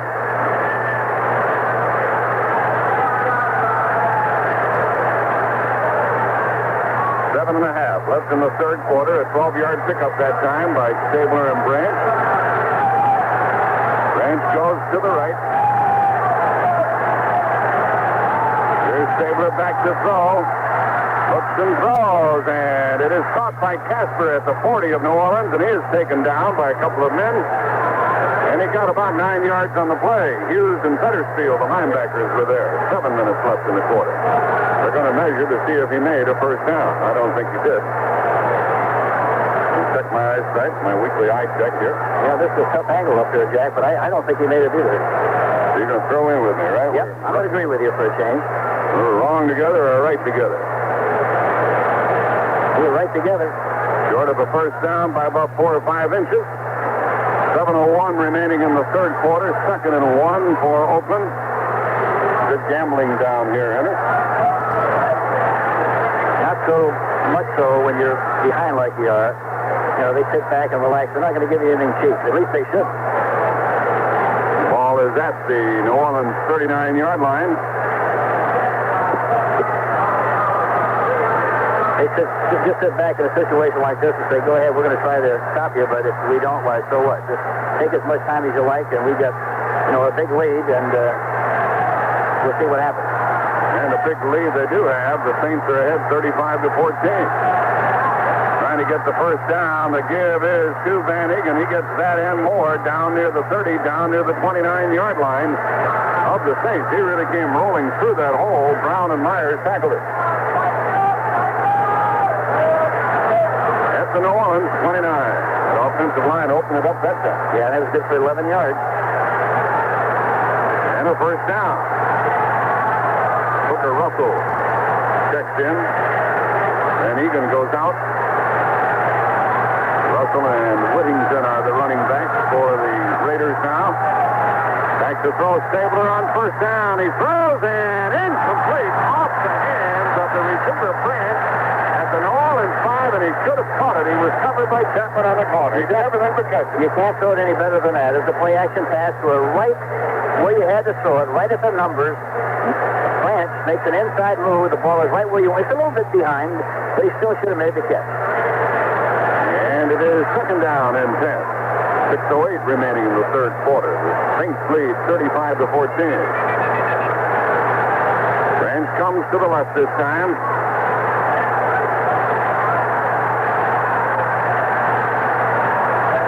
Derek Ramsey is the tight end. Stabler's back to throw. He throws to the 25, and it is caught by Casper, and he is really blasted down. The last hit by Tom Myers after Fettersfield had him wrapped up. He was lucky to be able to keep possession of the football because he got a lot of knocking around. Looked like he was going through a revolving door that time after he made the reception. Casper got a 5-yard pickup down to the New Orleans 24. 3rd and 5 for the Raiders. Branch goes to the right. Ramsey and Casper are the tight ends. Branch in motion. Stabler back to throw. Rush, throws, caught it, but dropped again. Incomplete. Incomplete off the hands of the tight end, Derek Ramsey, who tried to run before he had the ball. That would have been a first down. Exactly what happened. It was a delayed pattern.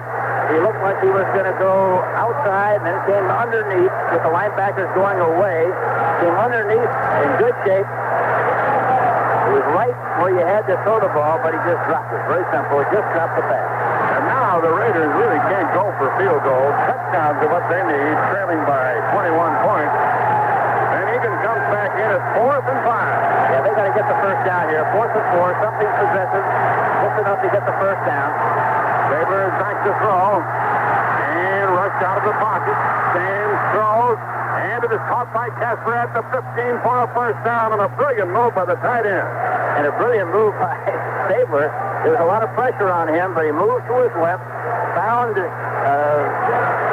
Casper, who was coming across in good shape, and made the catch. That was on 4th down. 9-yard catch that time. 4:45 remaining in the third quarter. Now the Raiders are in tight at the 15 of New Orleans, trailing 35-14. Cliff Branch goes to the right. Ramsey, the tight end on the right side. Casper, the tight end on the left side. Saber back to throw on first down. Fake throws, end zone. Branch, incomplete. Incomplete. Chapman might have got a hand on it and sent it sailing over the hands of Cliff Branch. Yeah, Branch didn't take him deep enough to the inside. It was a post flag move, but he didn't really sell him strongly on the inside move. Stabler pumped and threw to the outside, but Clarence Chapman, number 24, did a good job. He's got excellent recovery speed, too, Jack. And you can lick him, but by the time the ball gets there, he's going to make a play. 4:25 left in the third quarter. Jack Buck, Hank Stram with you from the Superdome, 73,000 on hand. Startling display by New Orleans, and the Raiders trying to get back into the game. 2nd and 10 from the 15. Saber back to throw. He stands in the pocket and throws. It's caught at the 10-yard line, and spinning down to the 8 goes Branch. It's going to be 3rd down, and they did give him forward progress to the 8-yard line. It's going to be 3rd down and 3. The tacklers were Chapman and Bordelon. He's got 2 downs now to get 3 yards. He's been throwing. He's got to be careful that he doesn't get a sack here. I would be surprised if he didn't run the ball here with the express purpose of getting the first down. 3 touchdowns behind the Saints are. Branch comes to the left. 3rd down and 3 from the 8. They're going to run left. Here comes Whittington. Gets down for a first down and goal to go at about 1.5 yards away. Whittington squirmed through a hole and got to the 1. This game's going to change complexion again, Hank. Yep. They're very capable of just given an opportunity to move the football. The thing about this game, both teams are very suspect defensively, but with the idea that the Saints have such a cushion, it's a distinct advantage for them. 3 running backs, Van Egan, Russell, and Jensen are in the backfield now. On 1st and goal from the 1. Van Egan gets it and gets a touchdown. Van Egan goes over from 1 yard out. So with 8:36 remaining, New Orleans scored on the interception by Bordelon. And now with 3:01 remaining, 5.5 minutes later, Van Egan has gone in from 1 yard. And the score is 35-20, and each of these extra points is so critical. That was 62 yards in 12 plays, 5 minutes and 35 seconds. Well, you look back on this game, Hank, if Bordelon hadn't scored on that interception, if it were now 28-20, it'd be a lot different, wouldn't it? Exactly right. Jim Breach out of the hold of David Hum. Waits for the snap, gets it, kicks it. It's good. 35-21, New Orleans, for all of their good work here tonight, ahead by a margin of 14 points. And now with the score, the Saints 35 and the Raiders 21. Let's take time out. Harding against an onside kick with 3:01 left in the third quarter. But Breach kicks it high and kicks it deep, and it goes to Rich Maudie, who takes it on the 6. He's to the 10, to the 15, to the 20, up the middle, and did not get to the 25-yard line. Good coverage downfield by the Oakland team, led by Derek Jensen, the running back. There was no need for Oakland to gamble at this stage of the game, eh? Oh, there's no way in the world you can gamble, in the third quarter, especially to take the chance of giving the New Orleans team good field position at the 45 or 50-yard line. It would have really been ridiculous to try an onside kick. Nonetheless, New Orleans was guarding against them with their good ball handlers up front. Now the Saints cannot afford any mistakes. No, they can't. They have to continue to move the ball offensively. play with the same flair and make something happen and get some more points on the scoreboard. Muncie and Galbraith are in the backfield on first down from their own 23, and the give is to Galbraith, and now here's a fake give, and Manning keeping the ball, and he came out to the 30-yard line. A little quarterback keeper, a little old option play. Yes, it was. And a fake to Galbraith straight ahead, and he kept the ball himself. He ran out to the 30-yard line for a pickup of 7. That really, I think, there was nothing more than a busted play. Galbraith looked like he was trying to veer to the outside prematurely, and Archie couldn't get the ball to him. Wisely kept the ball himself and made a 7-yard gain on the play. Now both Ike Harris and Wes Chandler go to the right side. See if they run left. Giles, the tight end, is on the left side. Second down and 3, and they do go left with the ball as Muncie on a slant gets the first down across the 35, gets to the 40-yard line, and out to the 41. Sanders really cleared the path for him, the left guard. Emmanuel Sanders, the left guard, as you mentioned, number 79, is really probably one of the most underrated players in the National Football League. He really does a great job. That time he demonstrated that skill and ability, and the play resulted in an 11-yard gain. You hear more about Dobler, the guard on the right side. Yes, you do. But for a lot of reasons. Yeah, but the other guy is really a great player.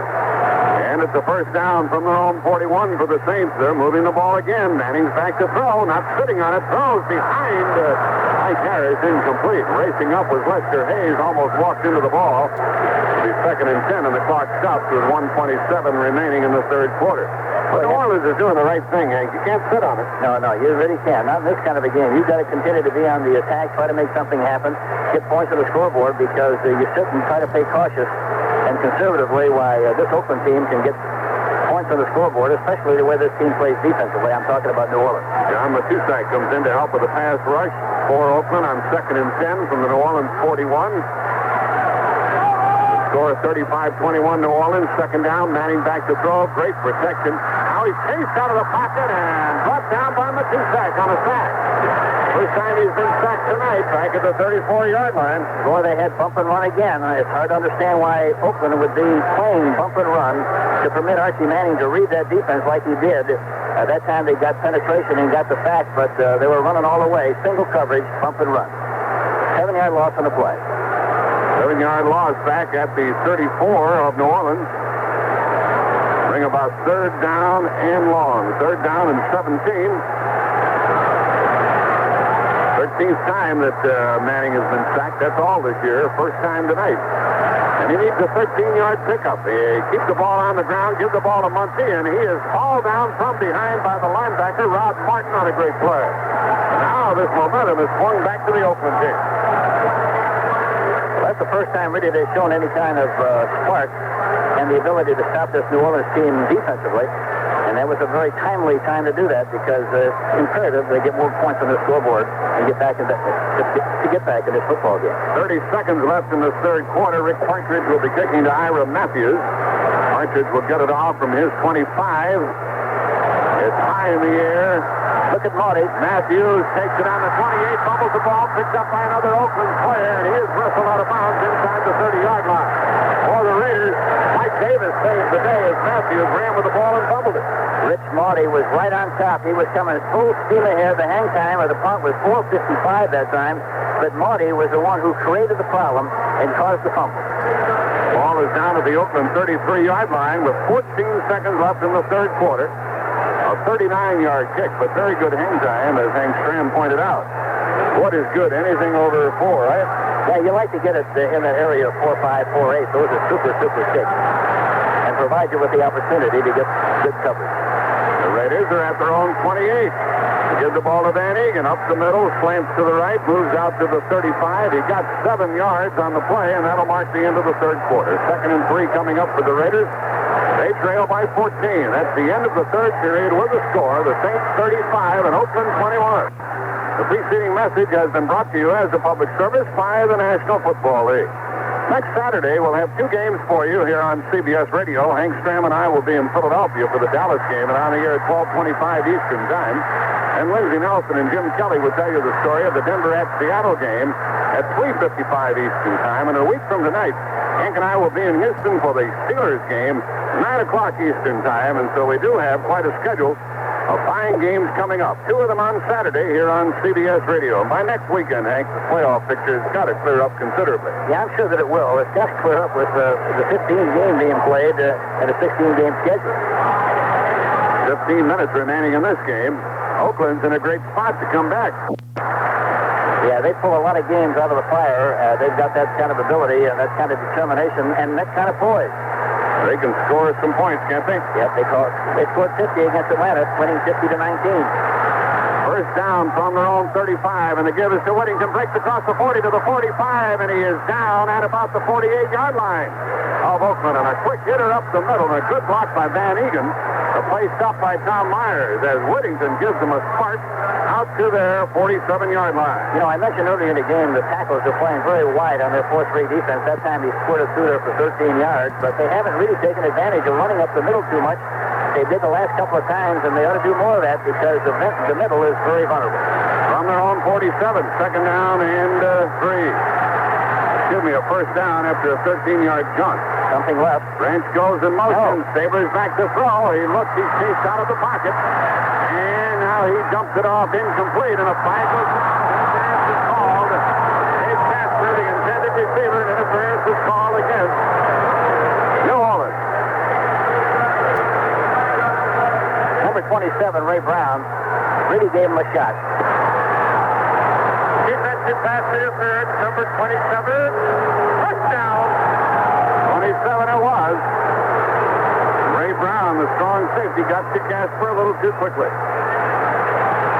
Now the ball is at the 45 of New Orleans. Second interference call tonight against New Orleans. And the clock is now moving rapidly enough to suit the Saints. Here is the running play by Hooker Russell this time, getting inside the 40-yard line for a big gain down near the 35. Hooker Russell gives them a big play for Oakland and a pickup of 9.5 yards. They're on the move, Henry. Yes, they're moving very impressively here. That play covered 9 yards, it's 2nd and 1. To the New Orleans 35. 2 tight ends, Derek Ramsey, Raymond Chester, for Oakland. And the give is to Whittington, a big hole. He gets the first down. He's near the 30-yard line of New Orleans before he is stopped by Fettersteel and Brown. Some drive by the Raiders, who are trailing 35-21 with 13:20 left in the game. It's wild, isn't it? It is great. 25th first down for Oakland. Whittington went to the 30-yard line.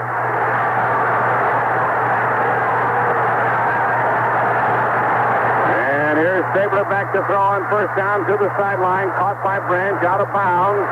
Inside the 20-yard line, he is at the 17 of New Orleans. And a pickup of about 8 yards on that toss. Felton, the right quarterback, looked like he was afraid that Branch would run right by him. Gave him a big cushion, gave him a lot of room, and for that reason, he was able to throw the ball outside in front of Everett Felton, and Branch, of course, made the big catch of 13 yards. And a first down at the New Orleans 17-yard line. Stabler has him reeling as he's back to throw on first down. Throws long into the end zone, a man's wide open, touchdown. A touchdown to Derek Ramsey of 17 yards, and the Raiders are right back into the game. The tight end, Derek Ramsey, gets his 3rd touchdown of the year, and he really shook the defender, didn't he? Yes, he did. And, of course, the Oakland team, boy, they're murder. They've been in this situation so many times, and you think that you got them dead, and all of a sudden they open the coffin, come jumping right out of there again, and they really give you a fit. 35-27, and Jim Brees with his all-important extra point. We have 12:51 remaining in the game. There's no way in the world to determine what's going to happen from here on in. A great Oakland drive. Now the snap from center. Good. The placement is good. The kick is good. And it's 35-28. 72 yards in 7 plays, and it took 2 minutes and 23 seconds. 12:51 left, and with a score, the Saints 35 and the Raiders 28. Let's take time out. Well, it doesn't happen very often, but they're rooting for the Oakland Raiders in Los Angeles tonight. If the Raiders come back and win this one, all the Rams have to do is beat Atlanta to win the Western Division of the NFC. Yeah, Don Klosterman, Ray Malavasi, and Georgia Rosenblum, they'll be all cheering hard for the Oakland Raiders. Jim Breach will kick it off. Wes Chandler is deep along with Rick Maudy. Maudy back inside the 10-yard line. The kick is a splitter. And it heads for Maudy. He picks it up on the 15. He's to the 20, to the 25. Crosses the 25, and he's tackled in the vicinity of the New Orleans 27-yard line. And a flag goes down. Looks like it might be a late hit. Hard to tell. Let's see what they call. 12:43 left in the game as they deal with this penalty. No, it's against New Orleans. It's a clip against New Orleans. So instead of having the ball at about their 27, they'll be backed up, and they lead by only 7. And how about Stabler? When he gets hot, he gets hot. He's had 2 TDs, 2 interceptions, sacked 3 times, but nonetheless piled up big yardage. Yeah, 23 for 37 for 220 yards. And the Saints are going to have to get their offense rolling. Flipping number 27 on the kick return team. First down. Here's flipping against Ray Brown, the defensive back of the New Orleans Saints. Well, now the Saints are going to have a little pressure on them offensively. They can't be freewheeling like they did before. They're at their own 14-yard line. Manning sets his club. And he gives the ball on an inside handoff to Tony Galbraith. He came across the 15, out near the 17. There's some good faking in the backfield by Muncie that time. The tackle was made by Dave Browning of Oakland. And a pickup of 3 by Galbraith. They wanted to create the impression that they were going to run outside with Muncie. They ran a counterplay back to the backside, but the Oakland team responded very well to it, and only 3-yard gain on the play makes it 2nd and 7. From the New Orleans 17-yard line. They're leading by a scant 7 points now, 35-28. Well, they got a bump and run on the outside again. And back to throw, and chased out of the pocket. He's on the dead run. And on the run, he throws the ball incomplete out of bounds. And then he can sprint a little bit, can't he? Oh, listen, he's got good speed. He's a great athlete. Terrific poise. Knows exactly what's going on all the time. And that was an indication.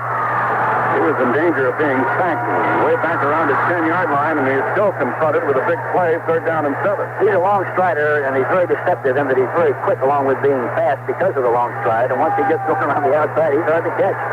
35-28, New Orleans leading. 11:55 left in the game. 3rd down and 7 from their own 17 for the Saints. Chandler is to the left. Mike Harris is to the right. Manning back to throw. 4-man rush. He's in trouble. He drops it off incomplete. A flag goes down. And we may have roughing the passer. Holding against New Orleans. They'll decline it. He will be declined, and New Orleans is going to have to kick, and Oakland's going to get it at about midfield. Boy, the personality of this game has really changed dramatically, hasn't it? I should say the clip on the kickoff return. Number 65 in the offense. Refused. Robert Woods, the offensive tackle, is holding. And the dangerous Hiram Matthews is back to wait for the kick from Rick Partridge. Partridge will get it away from about his 5-yard line. Handles the snap. And not too good a kick. It bounces near midfield, and it goes out of bounds. A good kick as it turned out, because it went out of bounds at the Oakland 43. Oakland will take over at their own 43 with a lot of time. 11:43 remaining in the game. A timeout on the field with a score. The Saints 35 and Oakland 28. Oakland has come back to score the last 2 touchdowns. They were behind 35-14. They're behind 35-28. They have the ball at their own 43, a first down, with almost 12 minutes left in the game. The give is to Van Egan, starts left, goes up the middle, crosses the 45, and he's down at the 46-yard line. Penetration by Derlin Moore. He tripped him up along with Alex Price. 11 and a half left. behind 28-7. They were behind 35-14. Now they're behind 35-28. That was a 2-yard run by Van Egan. Branch is to the right. Casper and Derek Ramsey, 2 tight ends. Here's Saber rolling left. Chase throws on the run, and it is rolled. No good. Incomplete along the sideline. Intended for Whittington out of the backfield. He was knocked down by Sullivan, the cornerback, and he dropped the ball. Yeah, there's no reason for him to drop that one. He was right on the money, and he should have made the catch. It would have been about 3rd and 3. Instead, it is 3rd and 8. The defense really hasn't dug in and stopped Oakland very well tonight. No, they really haven't. The opportunities that they created with the fumble recovery, the rough from the kicker, and also the interception. The interception was a big play. He tripped him up along with Alex Price. 11 and a half left. Oakland was behind 28-7. They were behind 35-14. Now they're behind 35-28. That was a 2-yard run by Van Egan. Branch is to the right. Casper and Derek Ramsey, 2 tight ends. Here's Saber rolling left. Chase throws on the run, and it is rolled. No good. Incomplete along the sideline. Intended for Whittington out of the backfield. He was knocked down by Sullivan, the cornerback, and he dropped the ball. Yeah, there's no reason for him to drop that one. He was right on the money, and he should have made the catch. It would have been about 3rd and 3. Instead, it is 3rd and 8. The defense really hasn't dug in and stopped Oakland very well tonight. No, they really haven't. The opportunities that they created with the fumble recovery, the rough from the kicker, and also the interception. The interception was a big play, but basically Oakland has stopped themselves more than New Orleans stopping them. The 5th defensive back is in there. McGill. Here's a rush on Stabler, and he is sacked at the 40-yard line by John Reese. That was a big, big play. Yes, it was, and he's a very good pass rusher. That's the 4th sack of the game. But Reese is a very good pass rusher, and he did a good job on that particular play. Lois Blooms on the other side is very quick and also is very capable of putting a lot of pressure on the quarterback. But in this case, there's no question about it. It was Don Reese. He came roaring in there before Stabler could set up and throw. He was sacked, and Ray Guy will kick to Rich Moody. Well, that's the best third that we've seen by the New Orleans defense so far in this football game. They did a good job of stopping the Oakland Raiders on that drive. 10:40 left in the game, clock running. New Orleans ahead by 7. They're about to get the ball unless Oakland does something of a trick nature. Here's the kick by Ray Guy, angling it away from Moody, and it bounces at the 25 and goes out of bounds. And New Orleans will take it over down around their 20-yard line. 10:27 left. And with the score, the Saints 35, Oakland 28. Let's take time out. Now they have the ball with 10:27 left. They're at their 20-yard line.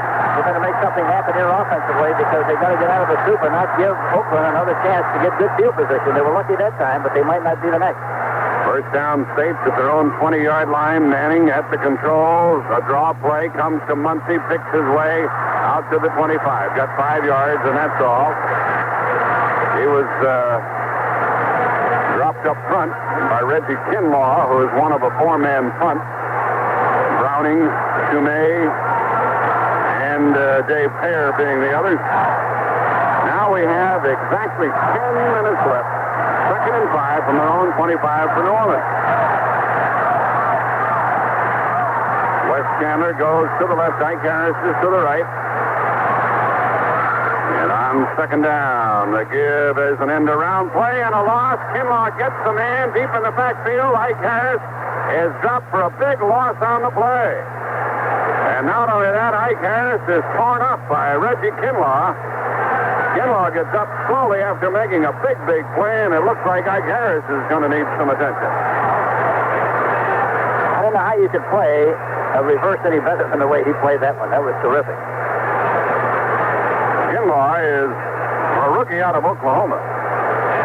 He made a heck of a play. He wasn't fooled a bit. That's from playing Nebraska so often, I guess. Yes, and that's discipline because the ball looked like it was going away, which it was, and he stayed at home instead of chasing.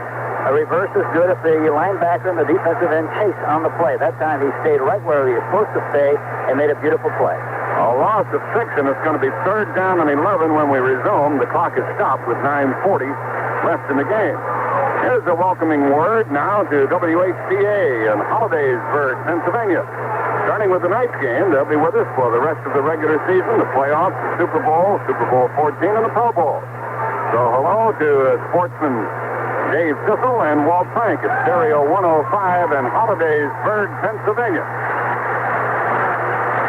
Mike Harris is slow getting up. And Rich Maudie, MAUCI, will be in there in his stead. Reggie Kinlaw not only made the defensive play, but knocked Harris out of the game.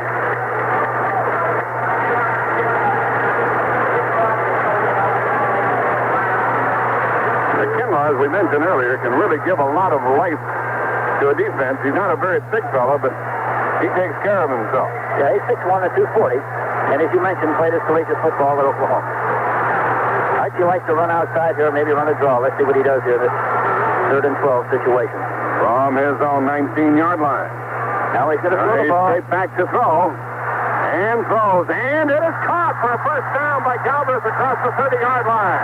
What a perfect throw and catch with 9:13 left in the game. Boy, it took a lot of courage on 3rd and 12 from that part of the field to throw that kind of a pass. But Galbraith made a good move on the linebacker to the outside, and Archie had plenty of time to throw the football. Did a good job. Set it up nicely. There was pressure coming inside. But Galbraith licked the linebacker on the play. Actually, he licked Monty Johnson on the play, and they get out of the soup 1st and 10. They might be looking back at that play if New Orleans wins this game, Hank. Boy, that's tough. When you get them 3rd and 12 and back deep in their own territory, you let them off the hook. That hurts. And a first down now for the Saints. The give is to Muncie, running left, trying to get outside. Cannot, cuts it back, and he is tackled very close to the line of scrimmage. No gain as Mike Davis had ample time to get up there and make the hit. How about Galbraith? Caught a half a dozen balls tonight. Hank Stram talked at the outset about the catching ability of Muncie and Galbraith despite their size. You don't find many big men who can catch the ball like they can. No, they have special skills, and they use it very well. No gain that time by Muncie. 8 minutes left. Manning back to throw. Drops it off short. Incomplete. And off the hands of Muncie as Manning underthrew him. Muncie had a step on the linebacker chasing him. Yes, he did. He threw it just a little bit low, a little bit behind. And as fast as Muncie runs, why, it's very hard to make an adjustment and come back for the ball. And he dropped it. 3rd and 9. Another big 3rd down play confronts the Saints. They have Mike Harris out of there. Rich Maudie is in there along with Wes Chandler. Chandler hasn't caught many balls here this evening.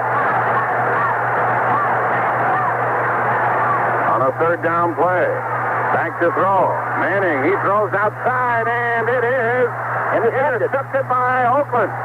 Coming back with the ball the other way is Rufus Best, the rookie. The 50 defensive back, and he walked right in front and took it away from the receiver. Boy, I tell you, he made a nice move. Good anticipation. He saw Archie deliver the ball in that area.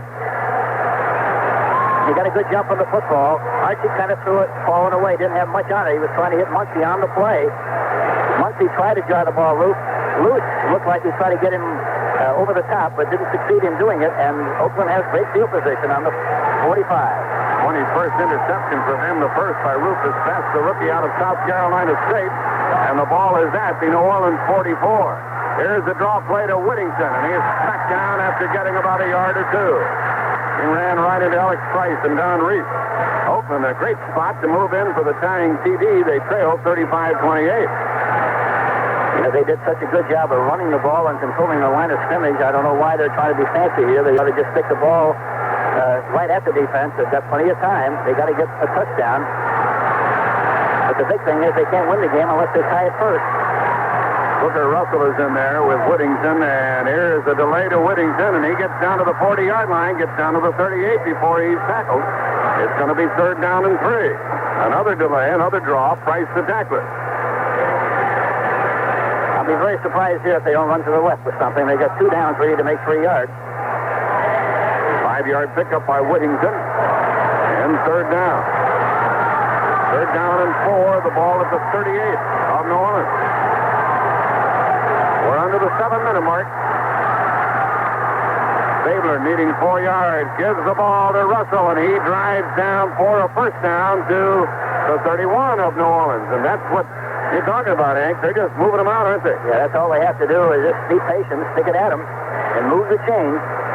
That's what it's all about. The game of first down, you get in there close and punch it in there. But they have to score on this drive, and they got to tie the game at 35-35 here on this drive, or else they might not have another opportunity before this game ends. The score is 35-28 with New Orleans on top. 6:10 left in the game, and a first down at the New Orleans 31 for Oakland. Stabler is back to throw on first down. He drops it off to the back, and it's incomplete. Knocked down by Grooms, the defensive end. He had Whittington out there all alone, too. Yes, he did. They've thrown that pass twice in this game. Both times he was wide open. That time Grooms made a beautiful play, and almost intercepted it. Oakland fighting for their playoff lives here this evening. If they lose, they'll have no chance. Even if they win, their chances will be slim. And New Orleans has to win to stay a game behind the Rams in the NFC West. They throw the ball here. They ought to throw it on Eric Felton if they can get one-for-one coverage. Branches to the left. They have two tight ends. Stabler is back to throw. As time looks, throws incomplete. He made a terrible throw as he tried to get the ball to Casper. Casper had double coverage by Eric Felton for one, along with the linebacker Bordelon and Pettersfield, the middle linebacker, coming over to help out. That time, Branch, instead of going outside, the last time he ran in front of Felton and got a pass on the outside. This time he ran inside. He was open, but the ball was thrown very poorly to the outside. Talk about big plays coming up. This is 3rd and 10 from the New Orleans 31. Oakland trailing by 7. 5:57 left. Branch is to the right. Casper splits left. Stabler back to throw. As time throws long end zone, and it is incomplete in the end zone as they battle for it. Going up after it was Branch, along with the defensive man, Clarence Chapman, and it's 4th and 10. And now they're going to try a field goal. Well, I couldn't understand that throw.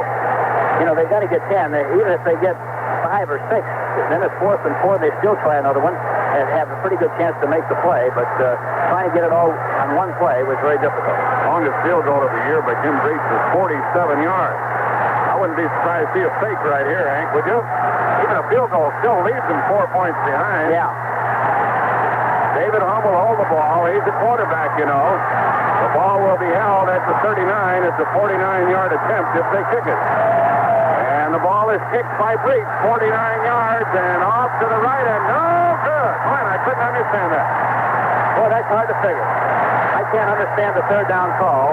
Even if they make it, Hank, they're 4 points behind. They still need a touchdown. That's why I was so surprised. But the big thing is the third down and 10.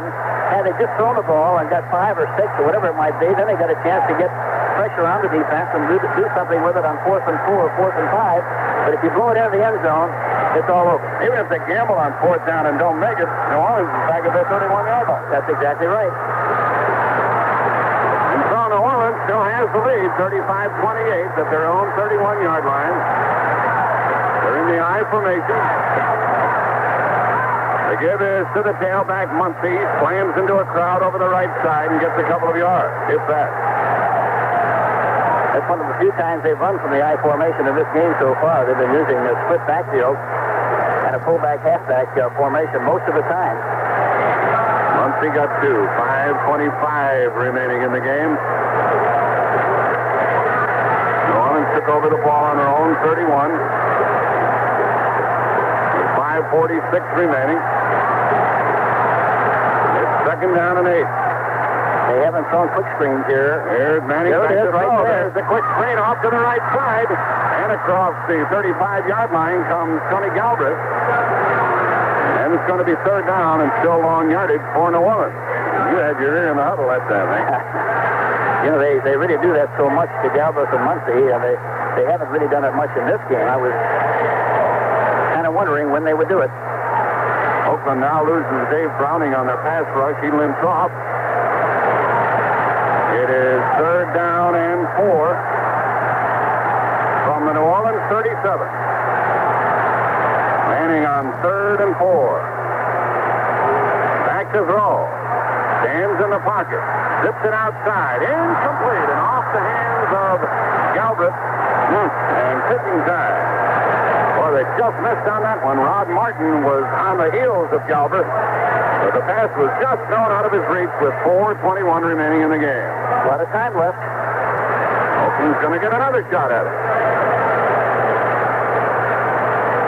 4:21 left, and Ira Matthews is the guy who's going to ram it down your throat. He's back at his 25. One thing that you got to be careful of here, you cannot go after the punter. You just have to set up a return.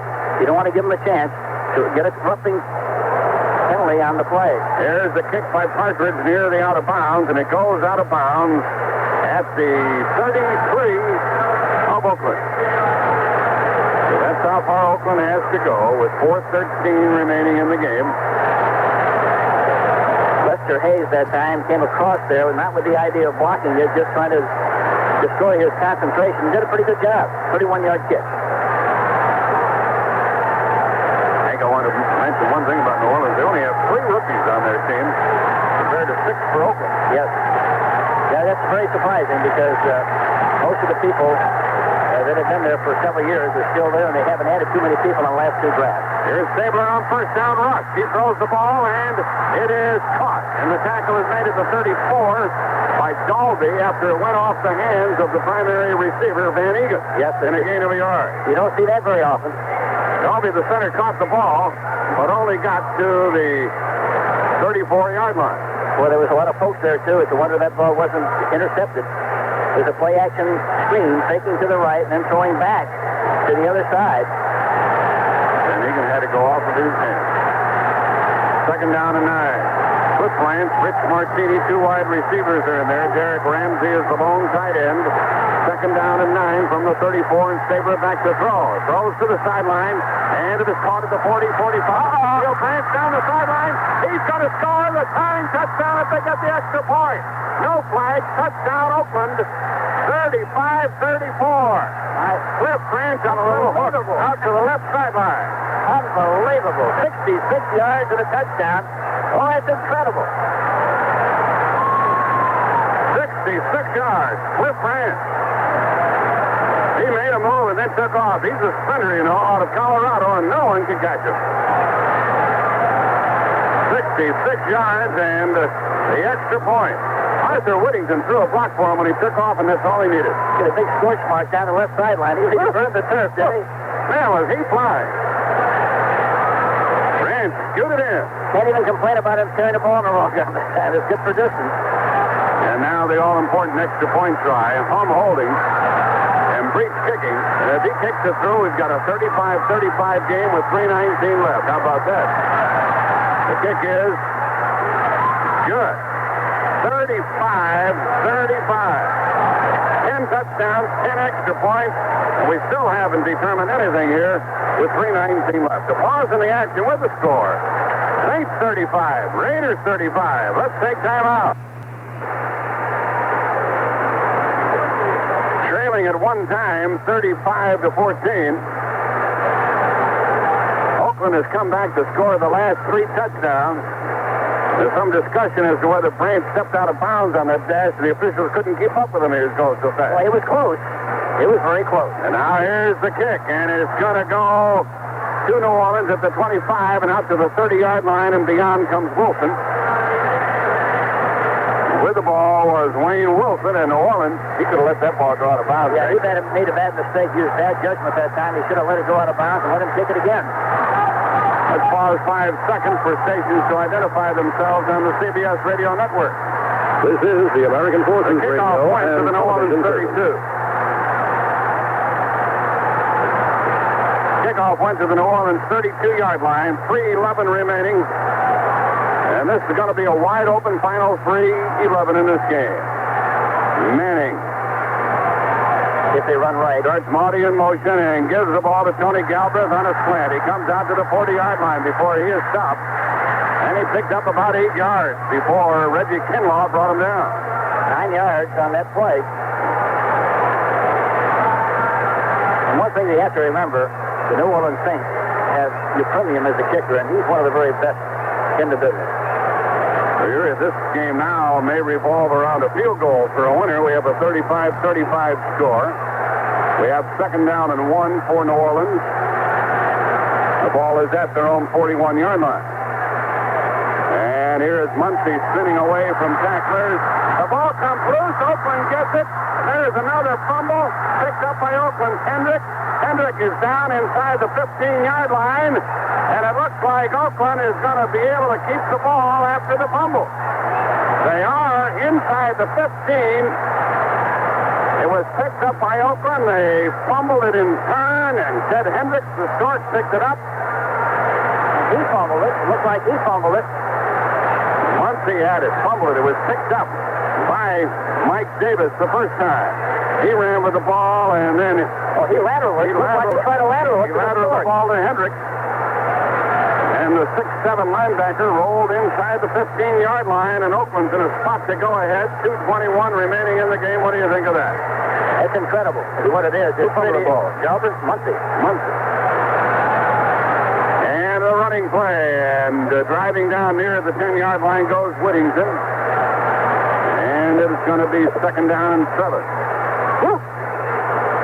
Unbelievable. It really is unbelievable. 2:10 remaining. They have stopped the clock. The Saints have called a timeout with 2:10 remaining in the game. Well, that's a good call because in 10 seconds they'll have another timeout, so they'll still wind up with 3 timeouts, even though they took one here. So even if Oakland scores to take the lead, why then the Saints would have time to come back and tie it. It's 35-35 after it was 35-14 in favor of New Orleans. Unbelievable. Yes, and once they get down beyond the 2 minutes, then of course they only have 2 timeouts left. But basically, the call right here was a good one because they stopped the clock, and they'll still wind up eventually with 3 timeouts. Davis picked up the fumble by Muncie. He then ran with the ball to about the 25-yard line, then tried to lateral it to Hendricks, and he was lucky he got it to him, and it was almost a forward pass. Hendricks then rambled to the 13-yard line, and now Whittington has carried it to the 10. With 2:10 remaining in the game. And if New Orleans loses this one, the Rams will be ahead by a game, and if Los Angeles defeats Atlanta, then the Rams will win the NFC West. So out come the Raiders. Well, you talk about a crazy game. The give is to Van Egan, running right, hit at the 10, drives to the 9, down he goes. And now we'll have the 2-minute warning. When play is resumed with 2 minutes left, it will be third down for Oakland. Third down and about 6 to go on the 8-yard line. On the 8-yard line of New Orleans. There's a timeout on the field with the score: the Saints 35 and the Raiders 35. 2 minutes left. Hank Stram, Jack Buck with you from New Orleans. Hank, the best the Saints can hope for here is to be only 3 behind when they get the ball. Yes, that's exactly right. Because if they have to worry about getting 7, it's very difficult to come back all the way and get to 7 when you have to get them. And it kind of looked like Oakland's approach was for only 3 points. Their pace now is 3rd and 6 from the 8-yard line of New Orleans. 3rd down and 6. Saber back to throw. He looks and throws to the goal line. And it is a touchdown for Oakland. Boy, if France caught it, was wrapped at the 1-yard line and spun in for a score. Well, I tell you, you talk about a pressure catch, in trouble, in traffic, for him to make that catch, and to stay able to throw it in there like he did. It had to be thrown right at the numbers, right at the belly. He made the catch. Boy, a fantastic play by Branch. And now Oakland has regained the lead, 41-35. They scored just moments ago at the 3:19 mark. So a minute and 25 seconds later, they have scored again. 13 yards and 3 plays, 37 seconds. Isn't that something? And in between, New Orleans had the ball. Freaks makes the extra point. There hasn't been one missed all night here this evening. It's the shades of the first game of the season against the Atlanta Falcons. It's the shades of the American Football League with this score. I mean, when it first started back in 1960. 42-35, Oakland.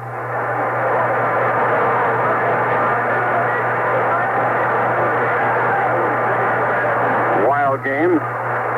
They lost in overtime to Atlanta, you're right. 40-34. Well, next Saturday, I wonder if the game will be like this. Hank and I will be in Philly for the Dallas game at 12:25 Eastern Time on CBS Radio. And at 3:55 Eastern Time, Lindsey Nelson and Jim Kelly will be in Seattle for the Denver game. And a week from tonight at 9 Eastern Time, the Steelers at Houston. All of that action coming up on CBS Radio. Wes Chandler, Rich Maudie, and Wayne Wilson are deep. And they better kick a knuckleball here, too, and not give them a good chance to get a good return. With Chandler back there deep, boy, he is really murder. And it's amazing that he would play the entire game and not make a reception. Hasn't caught a ball all night. Here's the kick from Breach. And they kick it high. And it is taken on the 8-yard line by Wilson. Back to the 10, to the 15, to the 20, to the 25, to the 30. Almost got outside, but tackled at the 30-yard line. And tackled by Jeff Barnes, the linebacker for Oakland. Wayne Wilson gives New Orleans pretty good operating room, and they have 2 timeouts remaining, as do the Oakland Raiders. I tell you one thing about Oakland, boy, they know how to win. They find a way, somehow, some way, to find a way to win, and that's what the big winners, and that's why they have won so many games. Chandler is to the left. Maudie, the receiver, to the right. Manning back to throw. He looks and throws incomplete. Tried to get it to Galbraith. He had heavy coverage on him by the linebacker Martin. It'll be 2nd and 10. They try to get the... A flag goes down. Yep. Looks like there's a holding penalty against New Orleans. And I suspect that Oakland will take that penalty to move it further back. Jack Tatum comes running back upfield saying, take the penalty. That'll move the ball back to the 20-yard line. Offensive holding, number 65. First down. Call is on Robert Woods, the offensive tackle. Second time he's been nailed tonight. 2nd and 20. 1:42 left. Saints trailing by 7. Back at their 20-yard line.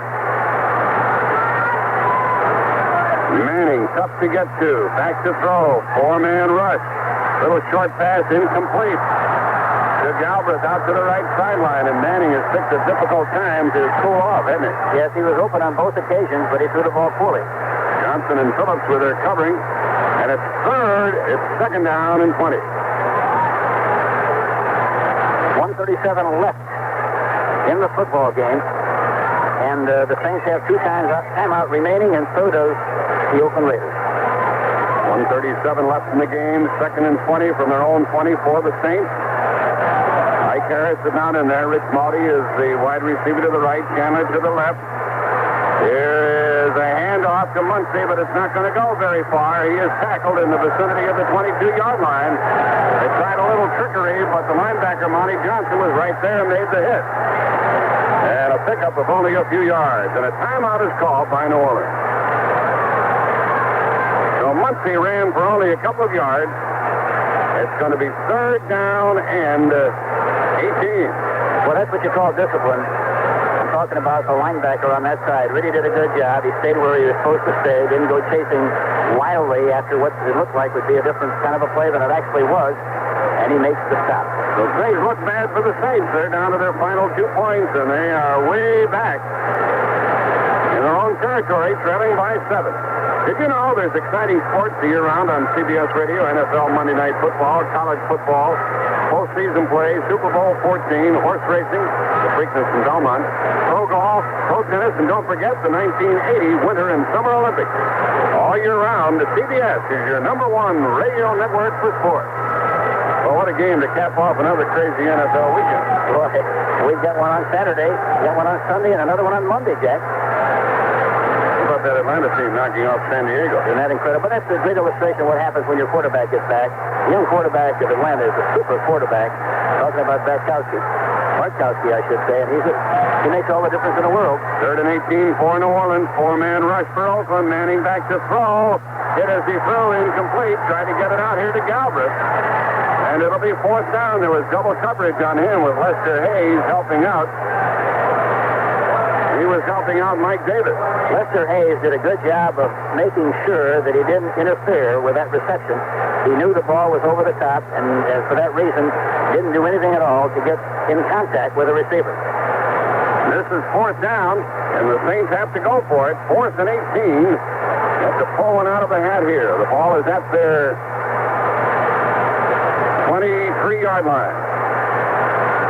And they need 18 yards, or the ball goes over to Oakland. The Saints have only one timeout remaining, and the Raiders will be able to run out the clock. They got a big bin formation over on the left side, which means they might do something on the right. Manning back to throw. Looks and airs it out. Way downfield. A big scramble in midfield, and it is incomplete. The ball hits the deck. The ball goes over to Oakland with 1:10 left. You don't know how close Rick Marty came to making that catch. It was incredible. 1:10 left in Oakland. Well, there's a discussion back upfield, and we had offside against Oakland on a flag that we didn't see right away. I should have did. 4th down and 13. Offside Oakland will give the Saints another chance. They're trailing 42-35. Offside for the defense, number 90. Called was Willie Jones on the offside play. They ought to do the same thing. Looks like they're going to throw something deep and then throw something just enough to get the yardage. It's 4th and 10.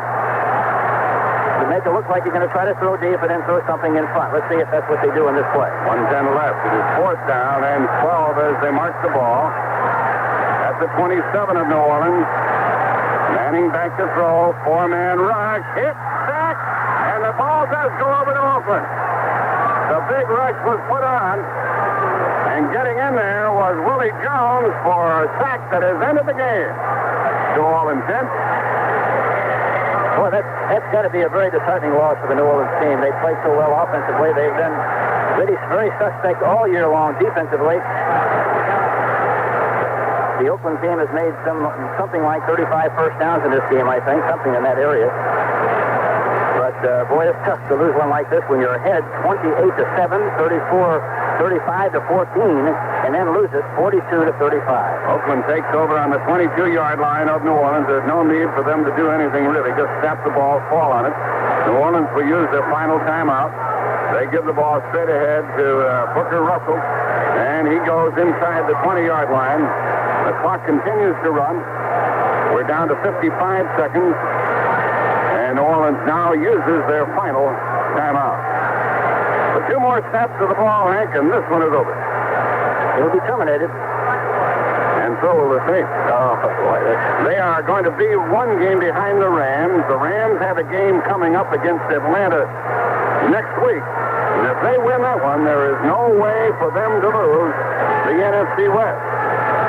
And New Orleans, they have to play San Diego here at home next weekend, and then, of course, they have to go out to the West Coast to play the Los Angeles Rams. But that team next week is going to be tough, especially after San Diego lost the game last week to Atlanta. And Oakland will keep their playoff hopes alive, but they still have to play Cleveland and Seattle.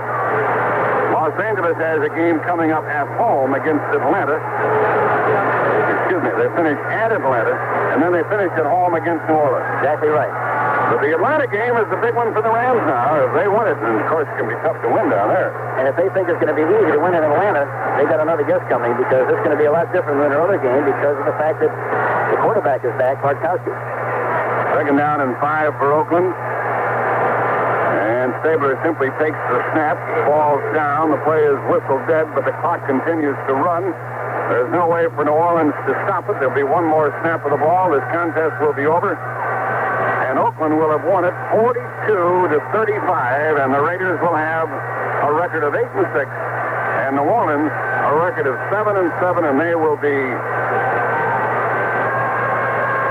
all but eliminated. Boy, what a sad game for them. You can't fault their offense, Hank. No, they've got late in the game, they did sputter quite a bit. Yeah, but they're still, they are so good offensively. They're terrible defensively. That's the only thing you can say about them, and they've been that way all year long. The final snap of the ball, the game is over. The end of the game between Oakland and New Orleans, where the final score was Oakland 42 and the Saints 35. With 8.5 minutes remaining in this game, in the 3rd quarter, the score is 30.